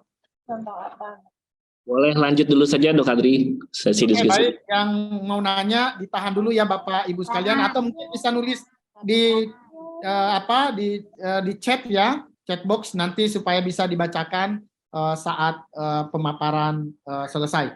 Baik, saya lanjutkan dulu Bapak Ibu sekalian ya. Jadi ini ada persyaratan terkait dengan PMK. Kemudian terkait dengan LSD ya. Nah, di dalam ketentuan surat edaran itu bahasanya begini, hewan kurban yang sehat dengan ciri tidak menunjukkan gejala klinis parah atau berat. Jadi artinya bahwa kalau dia tidak berat atau ringan itu masih memungkinkan dikategorikan sebagai hewan kurban. Ya. Jadi selama masih benjolannya tadi itu masih sifatnya lokal, belum sampai menyebar, ya di draft fatwa MUI yang sudah disampaikan cuman fatwanya belum keluar ya. Itu disampaikan di sana kalau penyebarannya sudah di atas 50%. Ya, kemudian sampai sudah ada yang sudah ada yang pecah ya benjolannya, apalagi sudah ada koreng gitu ya. Karena kalau sudah pecah atau koreng itu di bagian permukaan daging juga sudah mengalami perubahan biasanya, warnanya menjadi lebih gelap begitu ya. Nah, karena sudah mempengaruhi ke kualitas daging, maka secara fatwanya itu jadi tidak boleh lagi tidak sah sebagai hewan kurban, kan begitu ya. Nah, ini sejalan dengan SE ini, karena dalam SE ini disebutkan bahwa hewan kurban yang sehat ya dengan ciri tidak menunjukkan gejala klinis parah. Jadi selama tidak parah maka masih dianggap sebagai hewan kurban yang sehat. Begitu ya Bapak Ibu sekalian ya, menerjemahkan dalam konteks nanti, dan ini sejalan dengan fatwa MUI-nya ya. Jadi tidak usah untuk daging tidak usah khawatir, karena untuk daging insya Allah aman. Cuma tadi karena ada persyaratan syariah terkait dengan hewan yang sehat sebagai hewan kurban, ya meskipun tadi ada toleransi tanda kutip ya, tidak sampai berat, maka itu masih kalau bahasanya MUI itu adalah sah meskipun mungkin keabdolannya mungkin tidak sebaik dengan hewan yang memang, karena kan kurban itu kan sebaik-baik hewan harusnya begitu ya. Nah, makanya perlu buat kita semua mengantisipasi supaya jangankan gejala klinis parah, yang gejala klinis ringan pun harusnya bisa diantisipasi supaya tidak masuk atau tidak lolos ya, kemudian menjadi ada di tempat penyembelihan hewan kurban begitu ya. Itu harus diantisipasi dengan menjaga semua yang sudah saya sampaikan di awal tadi. Ya. Nah, kemudian bagaimana proses Nah, kalau misalnya ternyata nanti ditemukan adanya hewan yang ada gejala PMK maupun LSD, maka pertama dilakukan adalah dipisahkan, ya. Nah, kalau punya tempat penyembelihan darurat, maka bisa dilakukan penyembelihan segera ya di tempat yang terpisah dari penyembelihan umum. Tapi kalau misalnya ternyata tidak memungkinkan, maka dilakukan nanti terakhir ya. Jadi diakhirkan begitu ya. Kalau tidak ada tempat yang terpisah ya. Dan tadi dia dalam kategorinya adalah pemotongan bersyarat. Jadi ada beberapa syarat yang harus dipenuhi terkait baik pada hewan maupun nanti penanganan karkas dan lain-lainnya ya, sehingga nanti daging yang asuh termasuk untuk pengendalian penyakit terutama terkait dengan penularan agen atau virus dari PMK maupun LSD ke hewan lain ini bisa dicegah ya. Nah, kemudian ada hal yang bersifat umum tetapi ini juga masih berhubungan karena akan berpengaruh bila sampai ada hewan yang jangan-jangan misalnya masih ada gejala klinis dan lain-lain, maka itu bisa menjadi sumber penularan. Sehingga tetap kami menghimbau kepada panitia untuk tidak menumpuk hewan yang telah disembelih. Ya, jadi tolong diatur panitia ya bahwa penyembelihan itu jangan sampai, karena seringnya begini ya, kalau tidak diatur sejak awal. Tukang potong timnya dengan tukang penanganan daging itu beda tim ya, terkadang beda tim. Kalau satu tim biasanya lebih baik, karena mereka tidak ada keinginan untuk segera selesai lebih awal. Nah, yang masalah itu antara grup pemotong dengan grup penanganan daging itu terpisah. Nah, sehingga tukang potong ini ingin buru-buru selesai. Kalau perlu dia bisa motong tempat lain. Sehingga hewan itu dipotong, begitu ya, tanpa memperhatikan bahwa proses setelahnya ini belum selesai. Nah, sehingga nanti ini mohon diatur oleh panitia betul-betul ya, bahwa ada pengaturan antara hewan ya yang telah dipotong ya dengan daging yang ditangani. Kalau misalnya memang tidak terlalu banyak misalnya atau tidak sebanding, maka pengaturan di pemotongan yang diatur ya. Baik itu mungkin yang terkait dengan penanganan secara umum. Kemudian nah ini juga tidak boleh terlalu lama. Sebenarnya ada hubungannya tadi ya juga. Nah, kemudian tidak terlalu lama antara mulai penyembelihan sampai daging itu bisa dibagikan. Nah, sehingga memang manajemen pemotongan ini harus disesuaikan. Jangan sampai hewan yang disembelih banyak tapi panitianya sedikit. Sehingga motong mulai dari jam 8 pagi sampai malam belum kelar. Ya, jadi kalau bisa dengan pengalaman yang ada diatur supaya tidak ada lagi kalau bisa penanganan setelah asar. Jadi maksimal asar. Kalaupun memungkinkan justru terbaiknya adalah sebelum zuhur selesai. Begitu ya. Paling telatnya sebelum asar. Itu selesai sampai daging. Ya, jadi ini mungkin menjadi acuan supaya lebih memudahkan nanti ya Bapak Ibu sekalian. Nah, ini beberapa contoh yang hal-hal yang perlu dihindari ya. Yang kami garis lingkari merah adalah hal yang tolong tidak menjadi contoh atau hal yang dihindari selama penanganan kurban. Pada kondisi normal saja ini berisiko Bapak Ibu sekalian, karena penyakit tentunya tidak hanya PMK dan LSD, belum lagi nanti penyakit-penyakit yang juga berisiko untuk manusia, belum ya salmonellanya, ada E. coli macam-macam ya. Bisa dibayangkan hewan dengan kondisi higiene yang buruk, kemudian ditumpuk ya, bahkan kadang-kadang tumpukan jauh lebih besar dari ini ya, sampai menggunung begitu ya. Nah, atau dibiarkan seperti ini ya, di tempat panas, apalagi ya hewan setelah disembelih ya. Ini kami ambil ini di tempat yang penyembelihan yang relatif elit ini ya, di daerah Jakarta. Ini ada dari Jakarta Utara ini ya. Di salah satu masjid yang relatif besar, pemotongannya banyak ya. Nah, ini mohon supaya tidak bisa dibayangkan kalau misalnya ada yang tersembelih ini adalah hewan yang kebetulan mungkin secara gejalanya belum terlihat begitu ya, tetapi hewan itu sudah terpapar oleh PMK maupun LSD misalnya ya. Jadi ini menjadi sumber penularan. Kemudian penanganan daging ya, ini kami singgung lagi bahwa daging ini perlu ditangani dengan baik ya, segera dibawa tempat yang bersih, kemudian tidak panas untuk mencegah daging itu tidak cepat rusak ya. Nah, ada satu hal yang perlu menjadi kami ingatkan setiap saat, bahwa penanganan daging dan hewan itu harus terpisah Bapak Ibu sekalian. Jadi panitia minimal ya, orang yang menangani daging dengan yang menangani hewan itu tidak boleh orang yang sama. Kecuali nanti penyembelihan telah selesai, misalnya zuhur, nanti setelah sholat zuhur, habis mandi atau bersih-bersih, kemudian nanti ganti pakaian gitu ya, kemudian ikut bantu di daging. tapi pada waktu bersamaan mohon tidak dilakukan, ya, karena hampir dipastikan pasti akan menjadi sumber kontaminasi, ya, terutama yang dari tempat kotor tadi, ya, penanganan daging, penyembelihan, kemudian ikut nanganin daging, ya. Kemudian daging dihindari terkena isi jeroan, ya, termasuk tanah dan benda kotor lain, karena ini akan dikonsumsi Bapak Ibu sekalian. Ya, bisa kita bayangkan kalau tempat penyembelihan hewannya juga di sana hidup, belum bicara animal welfare, kesejahteraan hewan, ya, ini sangat kurang baik, ya. Nah, idealnya seperti ini ya Bapak Ibu sekalian, ya, ada tempat menggantung, ya, tempat menggantungnya pun itu di tempat yang teduh, ya, jadi tidak kemudian hewannya hewan yang telah disembelih nanti kemudian, karena semakin tinggi suhu atau semakin panas gitu ya, itu kuman akan semakin gampang berkembang dan semakin cepat busuk daging itu, ya Bapak Ibu sekalian, ya. Jadi mohon dihindari, ya.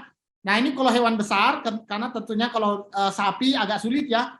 Meskipun bisa di tempat saya nanti ada contoh, kebetulan kami bikin untuk yang sapi pun itu bisa kami gantung. Nah, paling tidak kalau tidak ini adalah buat, ya, cradle begitu, ya, bisa dari besi atau nggak apa-apa dari kayu dalam kondisi setengah daruratnya begitu, ya. Paling tidak bahwa daging itu tidak kontak dengan lantai yang diinjek.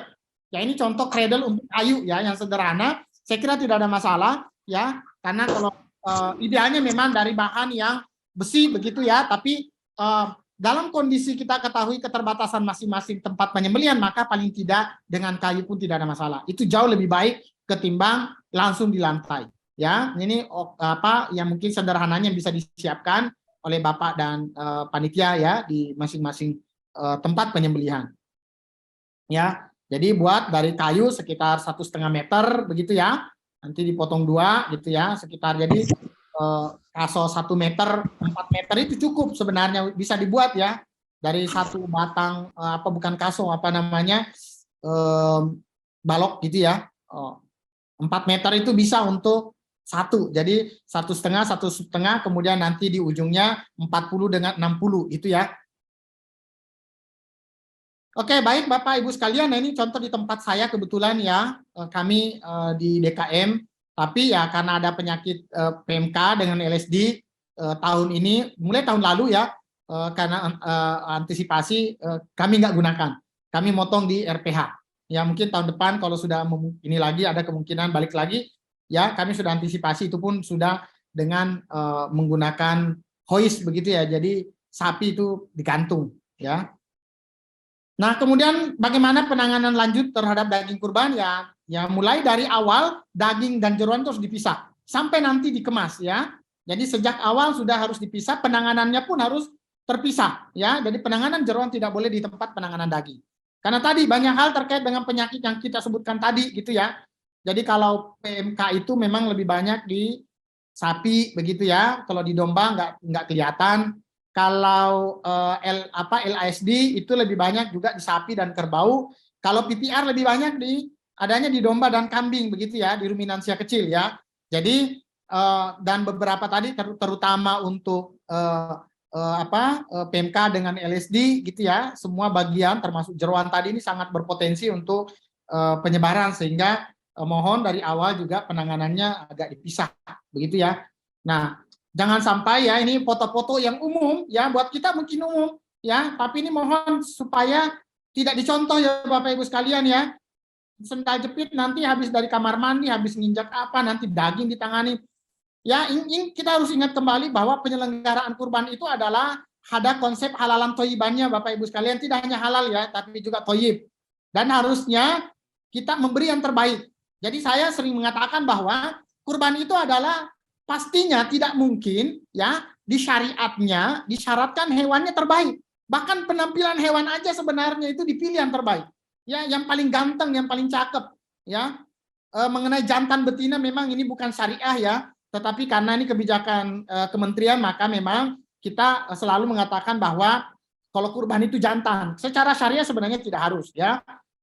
Tetapi memang terkait dengan pengendalian betina produktif, maka memang betina tidak direkomendasikan untuk dipotong, ya. Tapi intinya bahwa hewan itu terbaik, tidak mungkin, ya, disyaratkan secara syariah hewan terbaik, tapi ingin dagingnya jorok gitu, ya, bahkan kemungkinan mengandung penyakit, Ya, jadi idealnya Bapak Ibu sekalian, kalau hewan penyembelihan di hari biasa itu, ya, itu malah toleransinya lebih tinggi. Bahkan hewan yang sakit itu boleh dipotong secara bersyarat. Tidak hanya tadi ya, bahkan relatif lebih berat dari syarat kurban pun.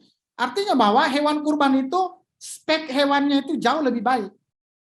Idealnya dagingnya harusnya juga lebih baik daripada yang biasa Bapak orang-orang beli di pasar harusnya, idealnya, ya. Karena nggak mungkin kita Pak Binol mensyaratkan sesuatu itu dari baik, tapi ujungnya jelek, terus boleh gitu ya. Sebenarnya intinya adalah dari hewan terbaik menjadi daging terbaik harusnya kurban itu. Nah, ini menjadi perhatian kita, mohon menjadi amanah buat kita sebagai penyelenggara kurban, karena amanahnya ada di panitia, Bapak Ibu sekalian. Kalau sampai ada penanganan daging yang buruk, apalagi daging yang diterima itu sudah sampai menyimpang baunya, apalagi sampai bisa menjadi sumber penyakit. Waduh, itu sudah artinya itu amanah kurban itu boleh dibilang kita tidak jalankan dengan baik. Ya Bapak Ibu sekalian ya, jadi mohon menjadi perhatian kita supaya amanah yang insya Allah bernilai ibadah tinggi buat kita semua, ini benar-benar kita kawal ya dari mulai hewan sampai daging. Ya, nah seringkali begini ya, ini juga contoh ingin mungkin ya petugas keamanan gitu ya, di bawah lebih parah lagi Bapak lihat ya, kotoran ada di bawah, sendal, nanti nginjek, nanti daging diseret di situ juga. Bisa kita bayangkan ya, bicara tojibnya gitu ya, itu luar biasa ya untuk yang dimakan, belum lagi bicara najis dan seterusnya Bapak Ibu sekalian ya, yang tercampur dengan makanan. Jadi boro-boro bicara toyibnya, jangan-jangan halalnya juga menjadi pertanyaan gitu ya. Nah ini mohon Bapak Ibu sekalian menjadi perhatian kita bersama bahwa menjadi panitia itu tidak mudah ya. Makanya kenapa salah satu kenapa kemudian syarat tempat penyembelihan ini harus dengan izin supaya memastikan syaratnya dipenuhi. Jangan kita ingin melakukan sesuatu tapi kita tidak mampu ya memenuhi persyaratannya. Jadi harus satu paket ya. Kita bisa mau melakukan harus mampu gitu ya. Makanya bahkan ilmunya harus ngerti. Kan secara syariah agamanya juga demikian. Ya kita nggak bisa melakukan suatu praktek tapi nggak ngerti ilmunya. Atau ngerti ilmunya tapi nggak dijalankan. Ya mudaratnya lebih besar. Jadi ini menjadi perhatian kita Bapak Ibu sekalian ya. Ini terkait dengan tidak hanya tadi hewan, tapi juga terkait dengan manusia. Nah, idealnya dan tidak mahal kok Bapak Ibu sekalian. Ini kami contohkan ya, di salah satu tempat di Jakarta. Waktu itu saya berinisiatif minta petugas, Bapak Ibu lihat ya yang orang petugasnya ini pakai, kan pasti ada kresek buat bungkus dagingnya. Kan lebih enak ngelihatnya orang kakinya dibungkus tapi jangan terlalu kedap gitu ya, ntar keringetan. Jadi ada sedikit celah tapi dibungkus. Jadi nginjek tempat lapak pun tanda kutip itu masih secara ini karena tidak kontak langsung antara kaki dengan daging.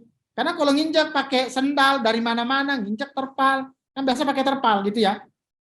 Ya ini kan sudah dari awal sudah ngelihatnya aja udah nggak nyaman gitu ya. Apalagi kita tadi amanah untuk kurban ini adalah memberi yang terbaik ya, dari hewan terbaik dan tentunya daging yang terbaik ya. Jadi kenapa tidak dengan sepele, nggak nyampe modal 5.000 Bapak Ibu sekalian panitia kurban ya. Untuk higienis itu nggak nyampe 5.000 kok gitu ya. Tadi dengan kresek ekstra itu ya, tapi itu sangat signifikan untuk membuat daging menjadi lebih bersih ya. Nah kemudian lalat tadi apalagi dengan terkait dengan LSD ya, banyak bisa dengan lilin macam-macam ya, tapi tidak pakai pestisida ya, untuk menghindari terlalu banyak lalat atau termasuk insek-insek yang lain yang ada di sekitar tempat penyembelihan. Kemudian tidak merokok, meludah langsung ya. Kemudian kita pisahkan, musnahkan. Nah ini sering juga masalah nih, habis di trimming dagingnya cuma disisihkan. Mohon langsung ditangani ya Pak, karena seringkali bagian-bagian daging yang tidak layak itu nanti kemudian ada yang ngambil Pak. Ya kita kadang-kadang miris ya. Mungkin Bapak Ibu juga lihatnya ada video daging udah ditimbun aja masih digali orang. Nah sama nih kalau kurban, kadang-kadang hasil trimmingan itu dijadikan sebagai untuk cincang gitu ya, untuk bisa bagian-bagian yang harusnya itu dimusnahkan. Jadi tolong bagian panitia memastikan tempat menyimpan untuk bagian daging yang tidak layak itu dipisahkan, kemudian disimpan di tempat yang memang tidak terjangkau. Kalau bisa langsung dibuang di tempat memang untuk pemusnahan, ya, atau diberi misalnya desinfektan langsung, karbol gitu yang bau menyengat supaya tidak memungkinkan untuk diambil atau digunakan lagi gitu ya Bapak Ibu sekalian. Nah, kemudian terakhir terkait dengan bagaimana pengemasan dan distribusi daging, kami ingatkan kembali ya, gunakan plastik kalau bisa yang ramah lingkungan, gitu ya. Kemudian dipisahkan antara jeroan dengan daging minimal 2 kantong. Kalau tempatnya lebih kreatif lagi atau lebih mampu lagi, bahkan bisa 3 kantong ya. Jadi jeroan merah dengan hijau itu dipisah.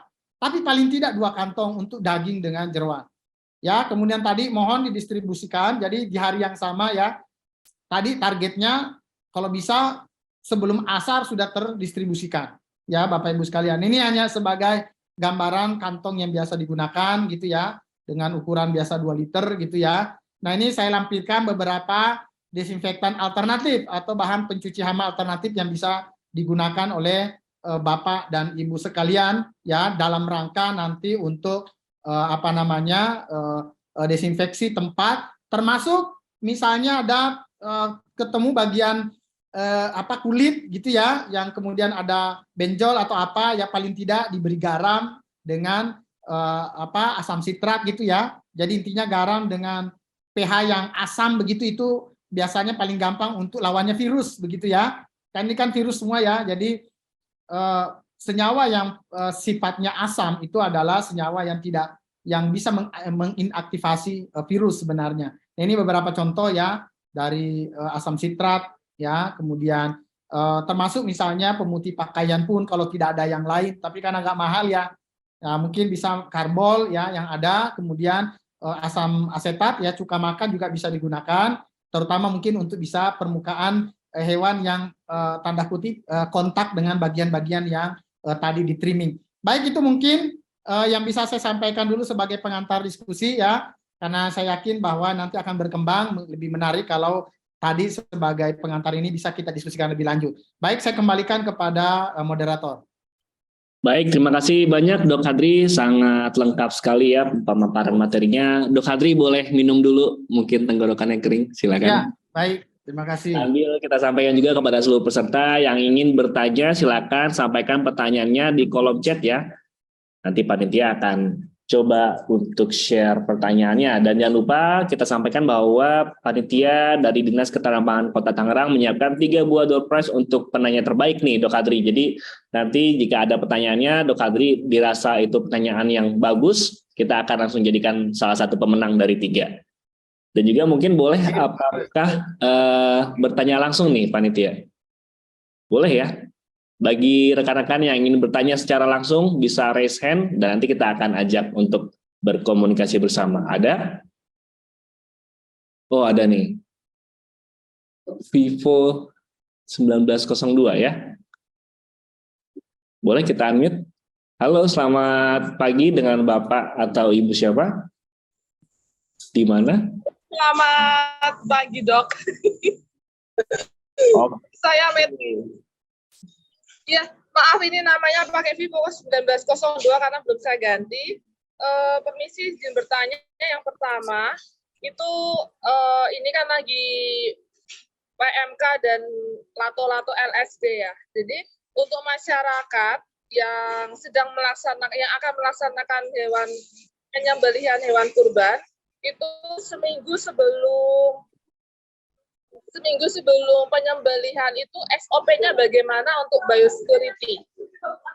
Jadi untuk biosecurity-nya itu harus bagaimana sebagai masyarakat, atau mungkin perlukah untuk dokter hewan standby atau gimana. Yang kedua, terus terang ini salam toleransi sebelum saya bertanya, terkait syariat Islam, itu apakah dokter hewan yang non-muslim itu bisa bertugas? Karena terkait syariat Islam ya, jadi bayangan saya hanya untuk suci semuanya, jadi haruslah mereka yang paham dan mereka yang masuk itu. Jadi bagaimana hukumnya, mohon arahan.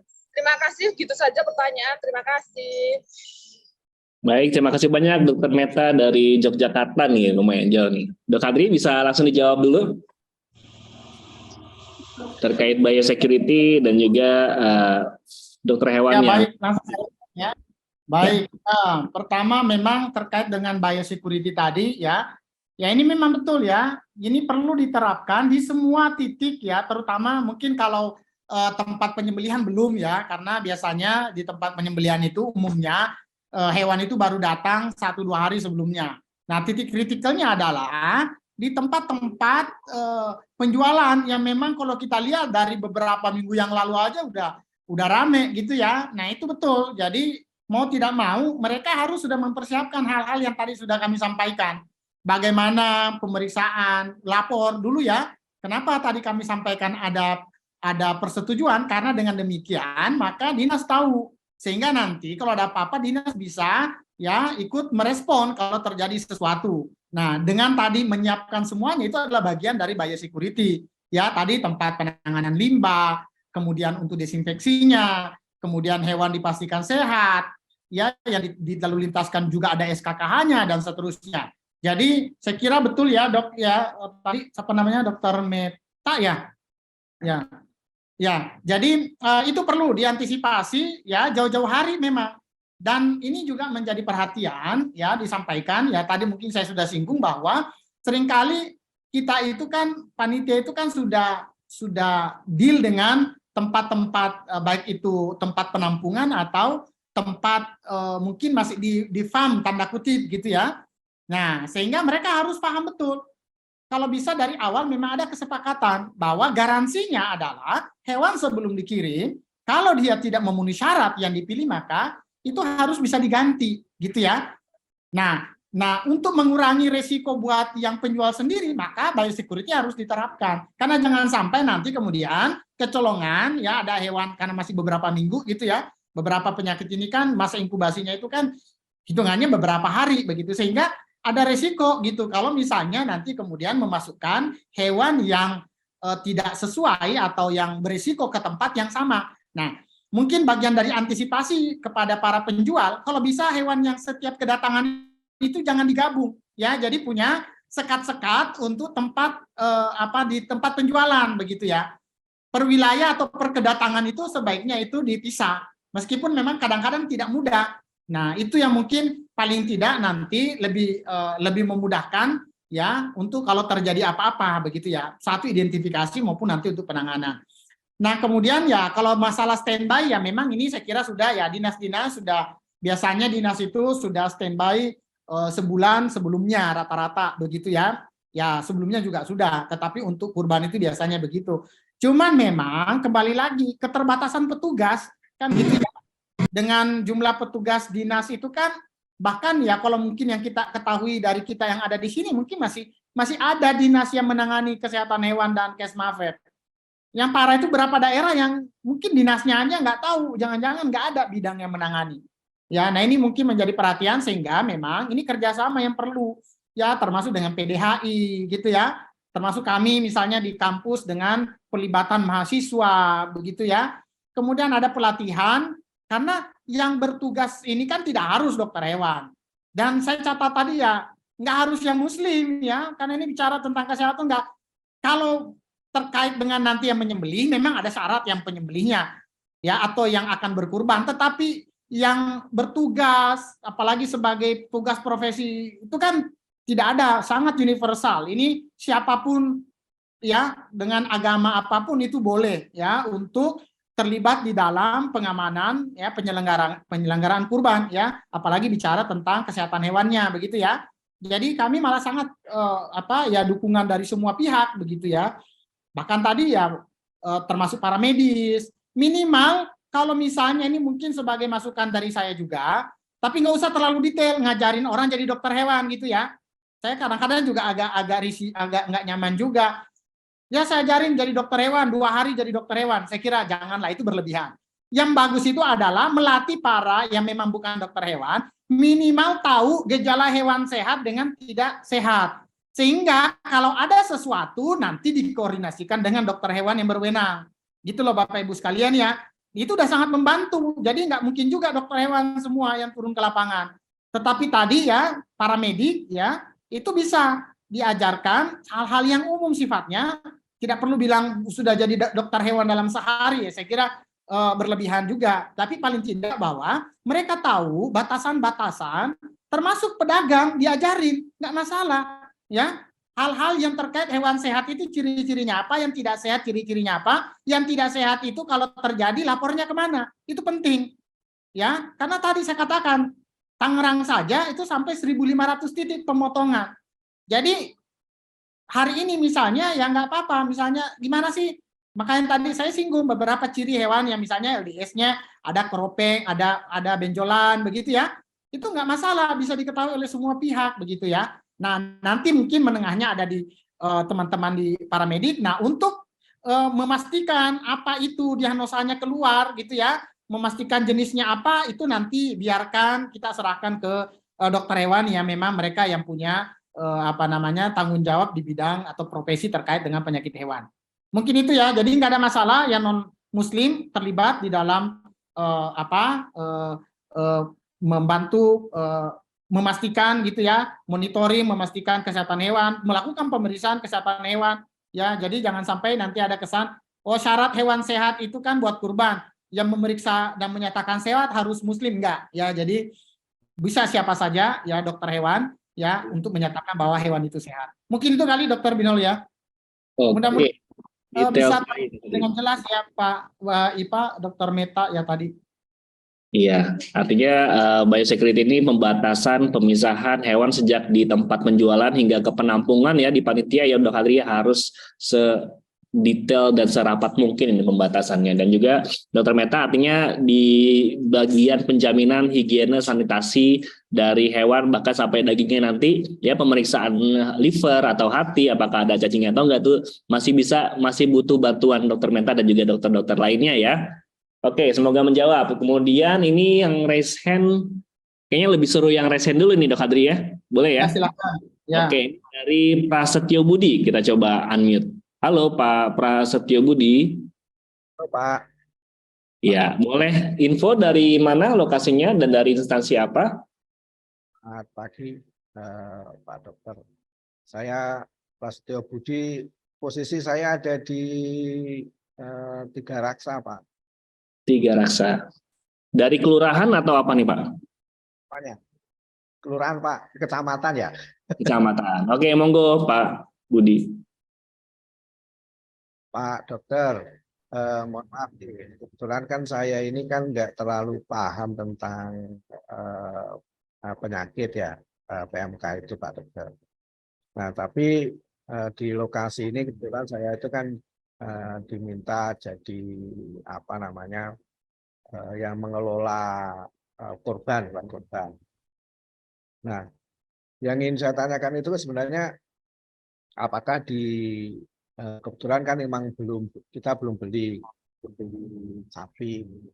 Nah, itu apakah di penjualan sapi atau kambing itu mereka itu sapi atau kambing itu mungkin ada masuk buat ini nak pas Ekal ngajar lagi kambing atau sapi yang sehat yang bebas dari PMK. Kita yang orang awam yang di lapangan itu enggak lagi disebutkan ya dalam tanda petik yang tadi prosesi yang ya memang harus ada ekstra tenaga untuk memisahkan mana yang sakit dan mana yang tidak. Tapi kalau dari penjualan itu sudah udah ada sertifikasi, oh ini sehat, oh ini sakit. Jadi kita kan sudah bisa dari awal kita sudah bisa mengidentifikasi sehingga tidak perlu kegiatan-kegiatan yang sebagaimana tadi dokter sampaikan. Itu karena selama ini ya mohon maaf nih karena baru sekali ini saya ngikutin. Sebelumnya kami tidak pernah memeriksa begitu. Kalau dari sana sehat ya kita ngomong sehat, yakin aja gitu aja. Gitu Dok, terima kasih. Assalamualaikum warahmatullahi wabarakatuh. Salam. Baik, saya langsung respon ya, atau mau digabung dulu pertanyaannya Pak Dr. Binol atau saya respon? Boleh langsung dijawab saja Dok Adri. Baik, tadi ya, Tiga Raksa ya. Jadi tadi Pak, jadi kita berharap mudah-mudahan dengan tadi ada persyaratan tempat penjualan hewan ini dipenuhi, begitu ya. Makanya kami sampaikan tadi bahwa ujungnya nanti itu kan untuk hewan itu kan kemudian nanti akan dikurbankan. Nah, kalau seperti Bapak kan, ya apa yang bisa kami lakukan? Ya, pastikan bahwa hewan itu punya SKKH gitu. Minimal kalau ada punya SKKH, artinya sudah dicek oleh dari dinas ya yang mengeluarkan itu. Jadi berarti paling tidak bahwa mereka sudah melakukan pemeriksaan dan memastikan bahwa hewannya sehat. Meskipun memang SKKH itu kemudian bisa saja kemudian sudah diperiksa misalnya sekarang, kemudian beberapa hari lagi gitu ya. Nah ini makanya tadi kami sampaikan di awal, perlu kerjasama, dan ini memang menjadi syarat bagi tempat penjualan, ya memisahkan hewan yang sakit gitu ya. Dan kalau perlu tadi Pak Prasetyo, kalau misalnya memungkinkan misalnya belinya jauh-jauh hari di tempat-tempat yang biasanya sudah langganan, ya bikin semacam perjanjian bahwa ada jaminan bahwa nanti akan dikirim itu hewan yang sehat gitu loh Pak. Itu yang paling bisa dilakukan oleh panitia untuk nanti supaya karena kalau kurban itu kan nggak mau tahu kadang-kadang gitu ya. Pokoknya saya titip uang, nilainya sekian. Harapan mereka ya hari H hewannya ada sehat, memenuhi syarat kurban. Karena kalau tidak memenuhi syarat kurban pasti akan ada sesuatu itu biasanya di tempat penyelenggaraan kurban gitu ya. Nah, sehingga memang idealnya untuk kondisi sekarang ini ya satu memastikan belinya itu di tempat yang resmi gitu ya Pak ya, atau di tempat-tempat yang memang sudah kita kenal, yang tadi memberi jaminan bahwa hewan yang akan dikirim pada hari H itu adalah selain tadi ada SKKH-nya dan juga secara gejala itu memang menunjukkan hewan sehat. Mungkin gitu ya Pak Prasetyo ya, bisa diantisipasi lebih awal. Mungkin itu tadi pertanyaannya, cukup ya. Oke. Halo. Izin bertanya, Pak. Oke, satu lagi ya untuk yang bertanya secara langsung, silakan. Iya. Selamat siang, Pak. Assalamualaikum warahmatullahi wabarakatuh. Mohon izin, Pak. Saya Yuniati Ulfa dari Kelurahan Manis Jaya, Kecamatan Jatiuwung. Izin bertanya, menurut Bapak, bagaimana pendapat Bapak jika ada cacat pada hewan kurban itu diketahui setelah hewan itu disembelih, Pak? Mohon arahannya. Terima kasih. Assalamualaikum warahmatullahi wabarakatuh. Ya. Baru ketahuan setelah disembelih, artinya jadi begini Bu, ada cacat yang memang karena tidak ketahuan karena tidak diperiksa gitu ya. Ya, ada yang karena memang kondisi yang mungkin tidak kelihatan pada hewan hidupnya. Gitu. Nah, kalau memang karena tidak ketahuan ya, atau apalagi sudah dicek memang tidak ada kok, ya nggak ada masalah Bu gitu ya. Bahkan untuk cacat tertentu yang terbatas ini dari fatwa MUI, kan kadang-kadang juga begini, misalnya hewan baru datang nih semalam utuh nih, artinya nggak ada cacat, tiba-tiba berantem, ada luka atau bahkan tanduknya sampai gimana gitu ya. Nah itu secara fatwa itu masih dikatakan sah sebagai hewan kurban ya Bu ya. Nah tetapi tadi kalau misalnya dari awal sebelum akadnya udah tahu itu cacat, itu sebaiknya tidak ya. Tergantung lagi cacatnya memang, tapi sebaik-baik hewan kurban yang terbaik ya. Kalau dari MUI itu bilang ada dua sebenarnya kurban itu, tidak hanya masalah syarat sahihnya, tetapi ada syarat afdolnya gitu ya. Contoh misalnya saya berkurban hewannya ini syarat nih sehat macam-macam, tapi lebih afdol lagi kalau dari bulunya meskipun bulu gitu ya, rapi gitu ya, bersih gitu ya Bu ya. Nah tetapi kalau misalnya apalagi tadi benar-benar baru setelah disembelih, saya pas dibuka ketemu cacing hati atau apa gitu ya, nggak masalah Bu ya. Jadi itu tidak insya Allah tidak akan mempengaruhi nilai kurban ya, karena tadi memang ada, kalau disebut sehat itu adalah pemeriksaan sebelum dipotong. Kalau setelah dipotong baru ketemu, itu sebenarnya sudah di luar dari kemampuan secara umum kita menilai hewan itu sehat. Jadi insya Allah itu tidak akan mengurangi nilai kurban dari orang yang berkurban. Itu ya Bu ya. Terima kasih Pak. Baik. Oke, Dok Hardi, kita coba lanjut ke pertanyaan yang sudah disampaikan melalui kolom chat ya. Boleh kita share? Dok, satu lagi kayaknya yang raise hand itu. Oke, dari Samsung SM4 apa nih? ATB5F. Coba kita unmute. Halo, selamat siang. Halo, selamat siang. Dengan siapa di mana, Pak? Dengan Pak Zul dari DKM Masjid Al Mukminin, Medland Puri. Cipondoh, Tangerang. Oke, silakan Pak Zul. Iya, saya mau lanjutkan tadi pertanyaan. Itu panitia punya kewajiban nggak Pak untuk memastikan hewan yang mau dipotong itu memang sehat gitu ya, memenuhi syarat. Nah, kalau iya, bisa nggak kita diberi apa ya pembelajaran bagaimana sih cara sederhana gitu menentukan hewan ini sehat atau tidak, atau apakah bisa dilihat dari ciri-ciri fisik saja atau ada pemeriksaan khusus.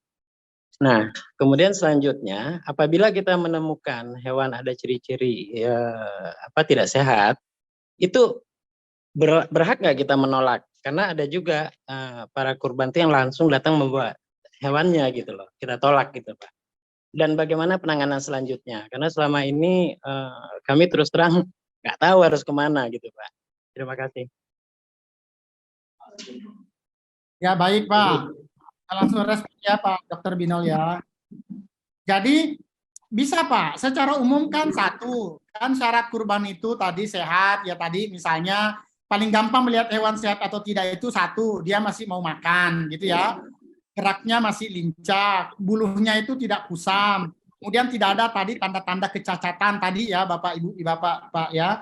Nah, sehingga secara fisik bisa kayak orang aja gitu Pak sebenarnya. Nah, kalau nanti ada yang kelainan baru nanti hubungi ke dinas kalau Bapak nggak yakin. Minimal tahu bahwa apapun kelainan tadi ya itu kemudian berisiko memang menjadikan hewan itu tidak sah sebagai hewan kurban.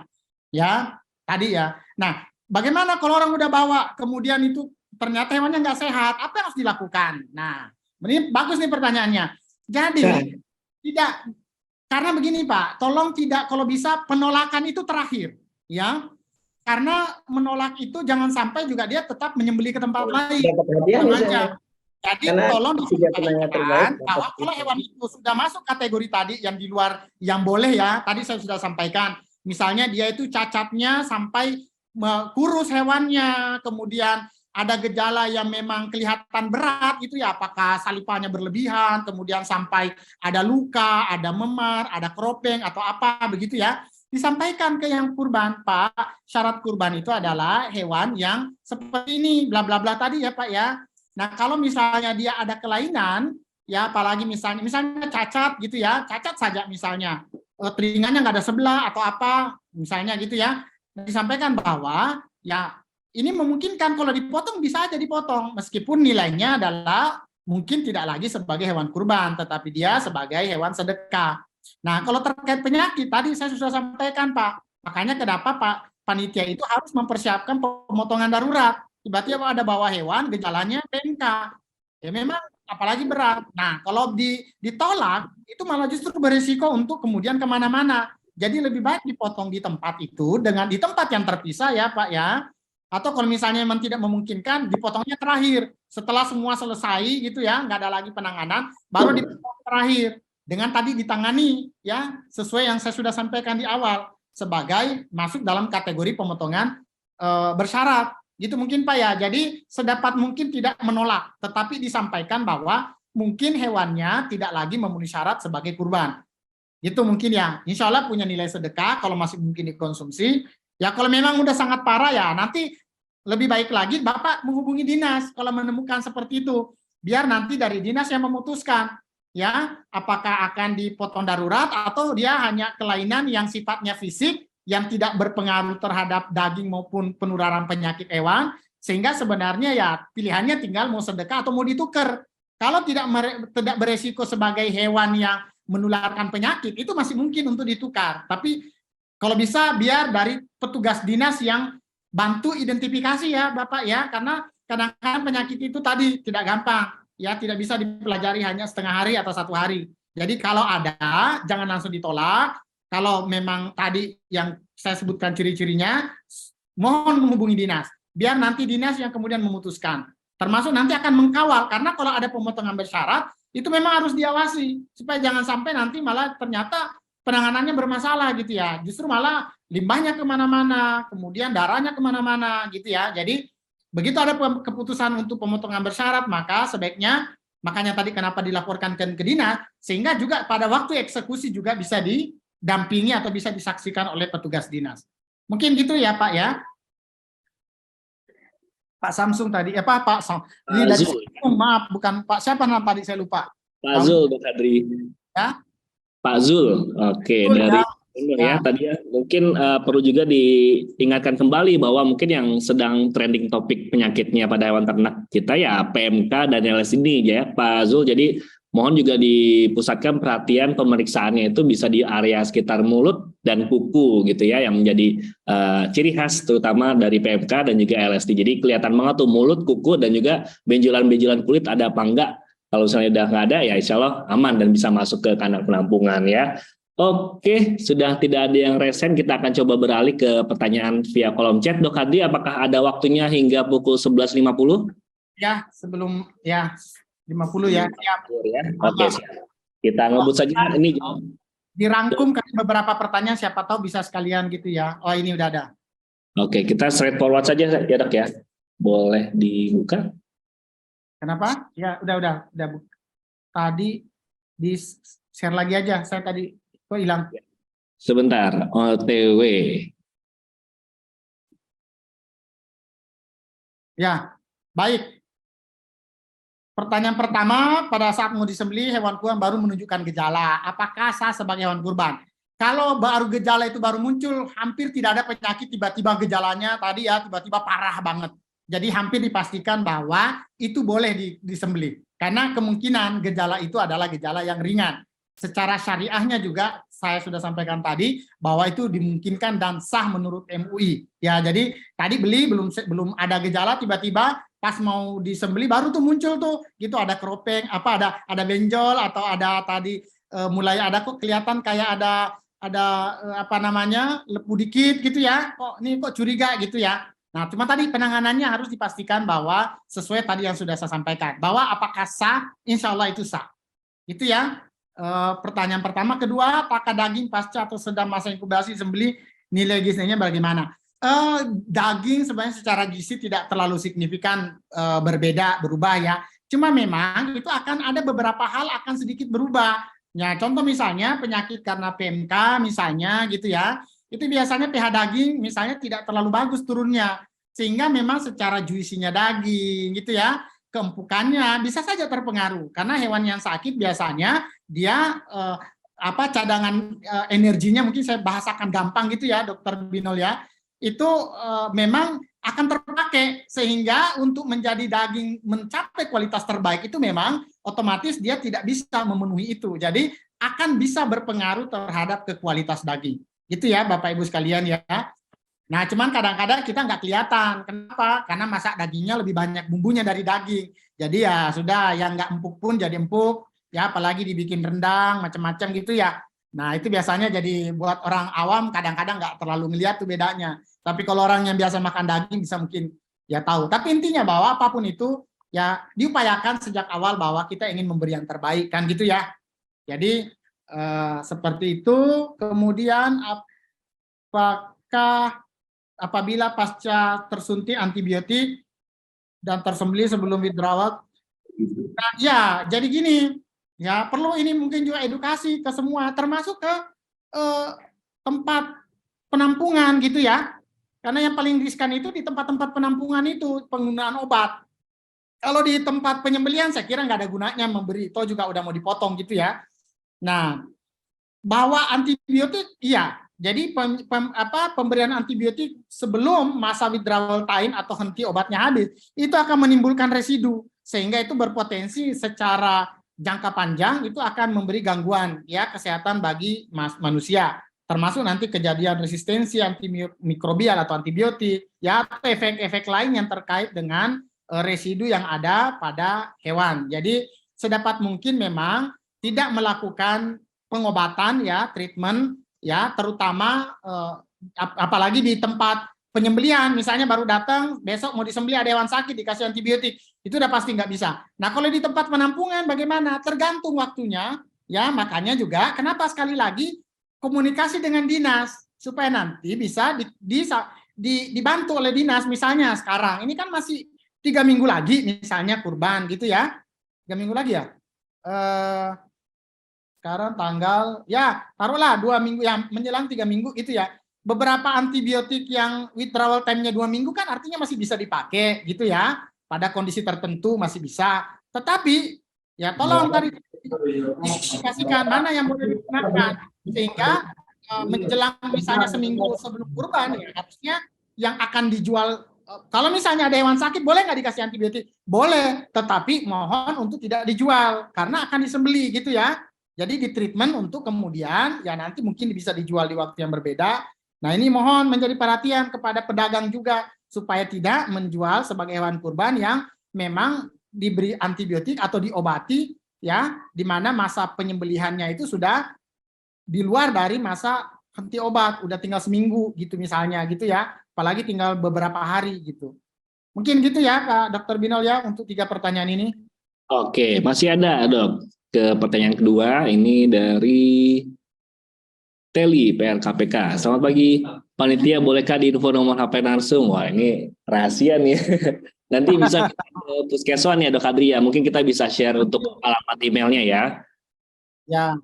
Oke. Kalau yang nanya teman saya yang lama tidak ketemu ya boleh aja. Tapi kalau terkait teknis saya kira silahkan bisa menghubungi dinas. Insya Allah nanti dinas akan membantu. Oke. Kemudian ini dari Bambang Agus. Assalamualaikum salam. Pak Admin boleh di-share rekamannya. Nanti kita akan share di YouTube-nya Dinas Ketahanan Pangan Kota Tangerang ya. Jadi nanti bisa dilihat di sana Pak Bambang Agus. Next. Dari Pak Murais, ini berapa orang minimal dan maksimal petugas kurban nih Dok Adri? Contoh untuk penanganan seekor sapi dari penyembelihan gitu ya. Pertama adalah tergantung level profesional atau tidak. Dan ketergantung berapa jumlah hewan yang akan disembelih. Ya memang kalau terlalu banyak terus nggak ngapa-ngapain nih, jangan gitu ya. Jadi paling tidak kita tahu misalnya untuk handle sapi itu butuh sekitar 3-4 orang gitu ya. Kemudian untuk daging ya tergantung jumlahnya tentunya. Ya rata-rata kalau panitia kurban itu sekitar 20 orang. Ya 15-20 tergantung, bisa lebih kalau memang penyembelihannya banyak. Jadi sangat tergantung. Cuman tadi Pak, yang penting sebenarnya bukan masalah jumlah, tetapi bagaimana pengorganisasian petugas sebelum penyembelihan. Jadi jangan nanti baru mulai diatur setelah jalan udah kemana-mana. Jadi kalau saya menekankan lebih ke bagaimana mengatur. Contoh misalnya orang yang akan menangani hewan itu terpisah tadi saya sampaikan. Kemudian yang mengambil daging ya, yang menguliti itu terpisah lagi, gitu ya. Nah, tergantung tentunya berapa jumlah, itu tadi tergantung dari berapa hewan yang disembelih.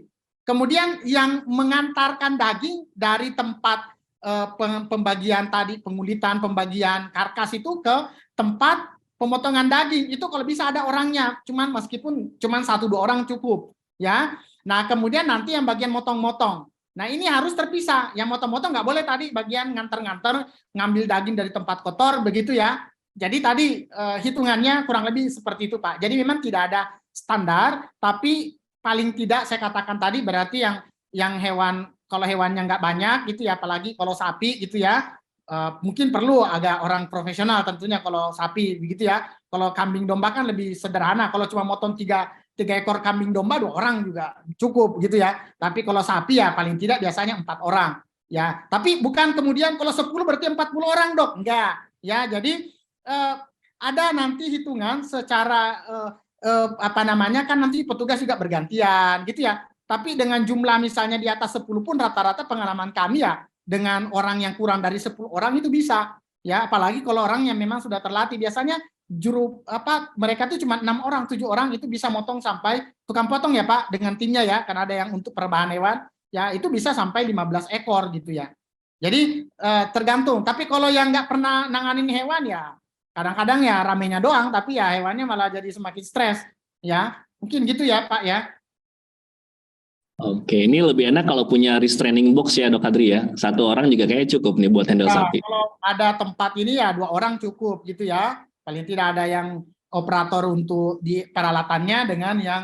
Nah cuma memang karena penyembelihan ini kan mungkin saya tidak terlalu inilah untuk sementara ya terkait dengan pemingsanan begitu ya, karena ini masih ada 2 ini ya, saya tidak berani ke sana karena saya bukan dari MUI. Jadi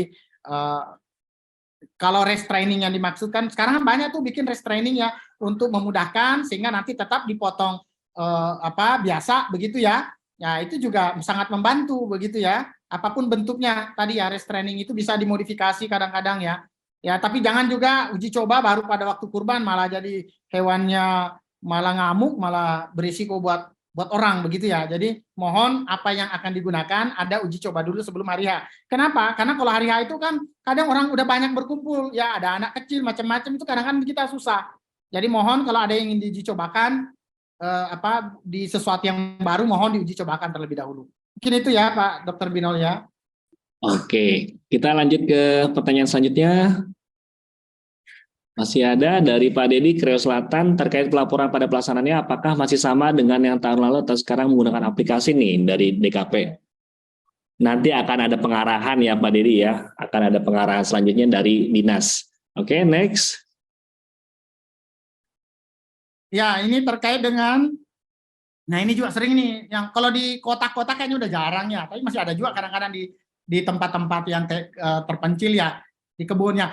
Upayakan memang penyembelihan sih boleh saja gitu ya. Cuma malah justru kalau bisa dihindari memang juga kayak di tempat yang, karena begini Pak, kalau hewan kecil nggak masalah ya, dipotong kayak di kebun gitu kan bisa diangkat gitu ya. Nah yang repot ini biasanya pengalaman saya kalau sapi dipotong kayak di kebun dan mereka nggak mungkin diangkat, akhirnya ditangani di situ. Nah kotor lah gitu. Nah kalaupun misalnya terpaksa maka sediakan terpal gitu ya. Jadi ada tempat terpal untuk, karena jangan nanti baru dipikirin setelahnya. Ya kalau di kampung kan banyak daun pisang gitu ya. Ya oke lah minimal lah, tapi tolong ya kalau bisa dibuat jadi jangan hanya motong sendiri gitu ya. Karena biasanya motong gini tuh yang motong punya sapi sendiri, ingin ditangani sendiri. Nah kalau bisa saran pertama saya sebelum memberi saran ini adalah berkoordinasi dengan masjid-masjid terdekat di mana tempat penyembelihan itu bisa dilakukan dengan baik. Karena kadang memang tidak bisa dipaksakan. Makanya dalam industri pun GMP itu perlu, ya. Good manufacturing. Jadi itu adalah persyaratan dasar.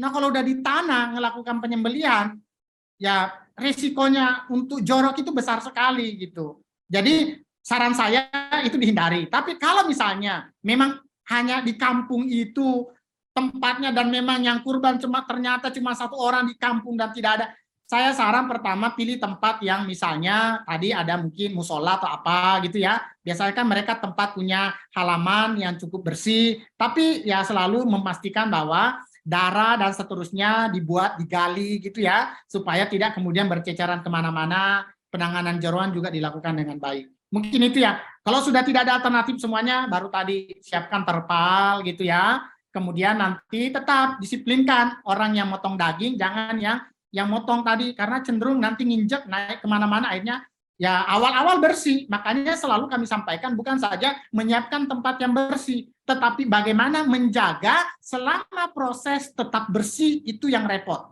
Kalau menyediakan yang bersih gampang, daun pisang pun dibikin ada berapa gitu bersih awalnya, tapi lama-lama ternyata yang sulit adalah yang justru menjadi syarat adalah bagaimana bisa menjaga supaya selama proses itu tetap bisa dijaga kebersihannya. Itu mungkin ya Dr. Binol ya. Baik, Dok Hadri, ini masih ada sekitar 5 pertanyaan lagi, tapi waktunya sudah nggak cukup nih. Kita skip aja kali ya. Mungkin nanti untuk yang belum terjawab pertanyaannya bisa menghubungi Dinas Ketahanan Pangan Kota Tangerang langsung ya. Dok Hadri, terima kasih banyak. Mungkin terakhir kita boleh minta closing statement-nya nih terkait materi kita pada hari ini.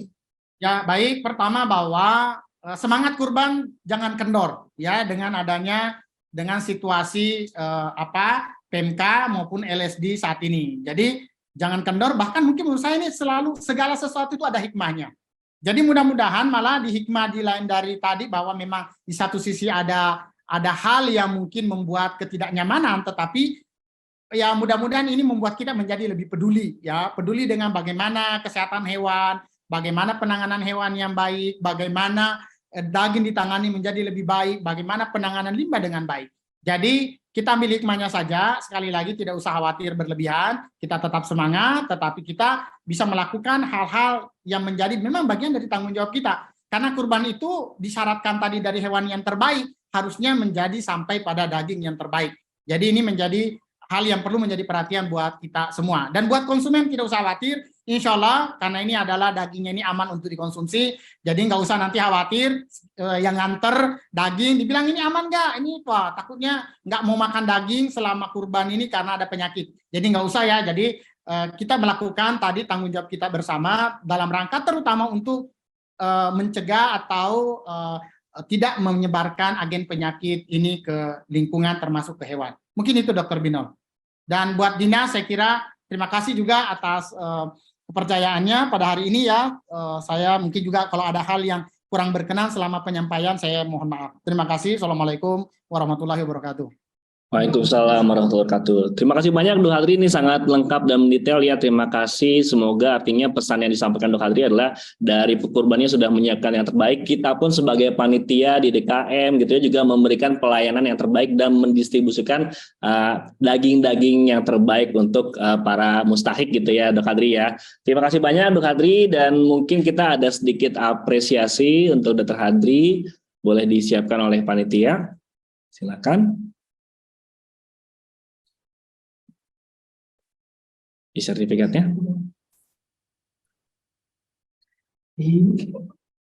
Oke, sambil disiapkan oleh panitia, mungkin kita foto bersama dulu kali ya, boleh ya? Oke, kita akan foto bersama dulu nih Dok Hadri. Di sini ada lebih dari 150, tadi hampir 200 peserta ya. Silakan dinyalakan kameranya Bapak Ibu. Boleh sisiran dulu ya, supaya terlihat lebih cantik. Ini akan ditampilkan di Instagramnya @dkp.tangerang Kota ya. Oke, nanti bisa lihat di sana. Jangan lupa untuk follow akun Instagramnya. Oke, sudah ready? Kita siap berfoto bersama. 3, 2, 1. Oke, terima kasih banyak.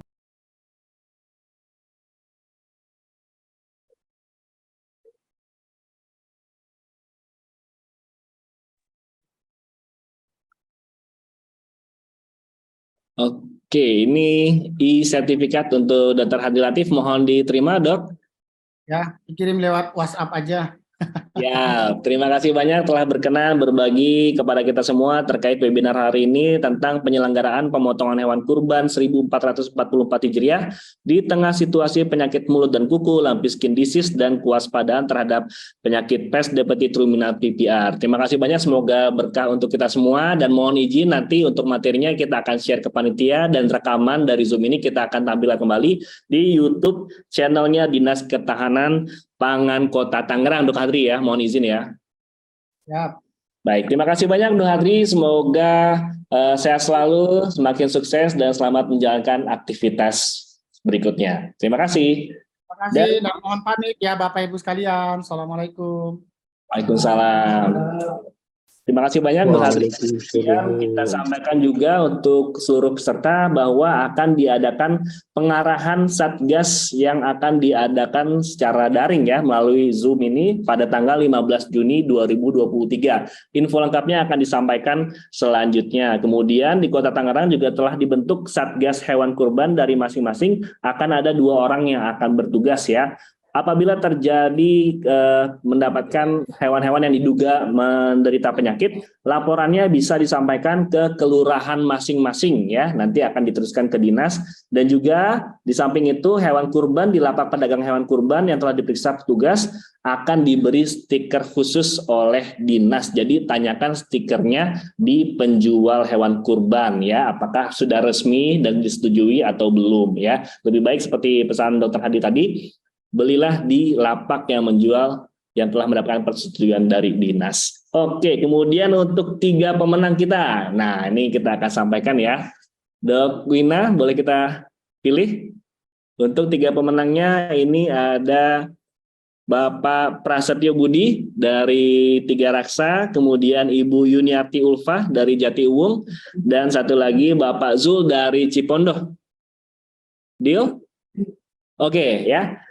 Kita ulang sekali lagi kepada Pak Prasetyo Budi, Bu Yuniarti Ulfah, dan juga Pak Zul untuk dapat menghubungi ini akunnya @dkp.tangerang Kota atau nomor Puskeswan ya di 0813 9434 3260. Sekali lagi 0813 9434 3260. Dan bagi rekan-rekan yang menginginkan materi yang belum mengisi link daftar hadir, boleh kita share sekali lagi Pak, karena nanti materinya akan kita share melalui email yang telah didaftarkan di daftar hadirnya ya. Jadi kalau nggak ngisi daftar hadir, kita nggak share nih materinya. Dan kemudian untuk melihat kembali rekaman video ini bisa dilihat di YouTube channel Dinas Ketahanan Pangan Kota Tangerang. Jangan lupa like, comment, subscribe, and share ya. Terima kasih. Saya rasa itulah akhir dari kegiatan kita pada hari ini terkait webinar penyelenggaraan pemotongan hewan kurban 1444 Hijriah di tengah situasi PMK, lampi skin disease, dan juga kewaspadaan terhadap penyakit pes hepatitis ruminan. Semoga dapat menjadi manfaat untuk kita semua, dan semoga dalam 3 minggu ke depan kita bisa melaksanakan penyembelihan hewan kurban dengan aman, dengan baik, dan juga tanpa adanya satu kasus penyakit apapun, dan menjadi manfaat dan berkah untuk kita semua. Terima kasih. Kurang lebihnya mohon maaf. Saya pamit undur diri. Assalamualaikum warahmatullahi wabarakatuh. Selamat siang. Waalaikumsalam warahmatullahi wabarakatuh. Terima kasih.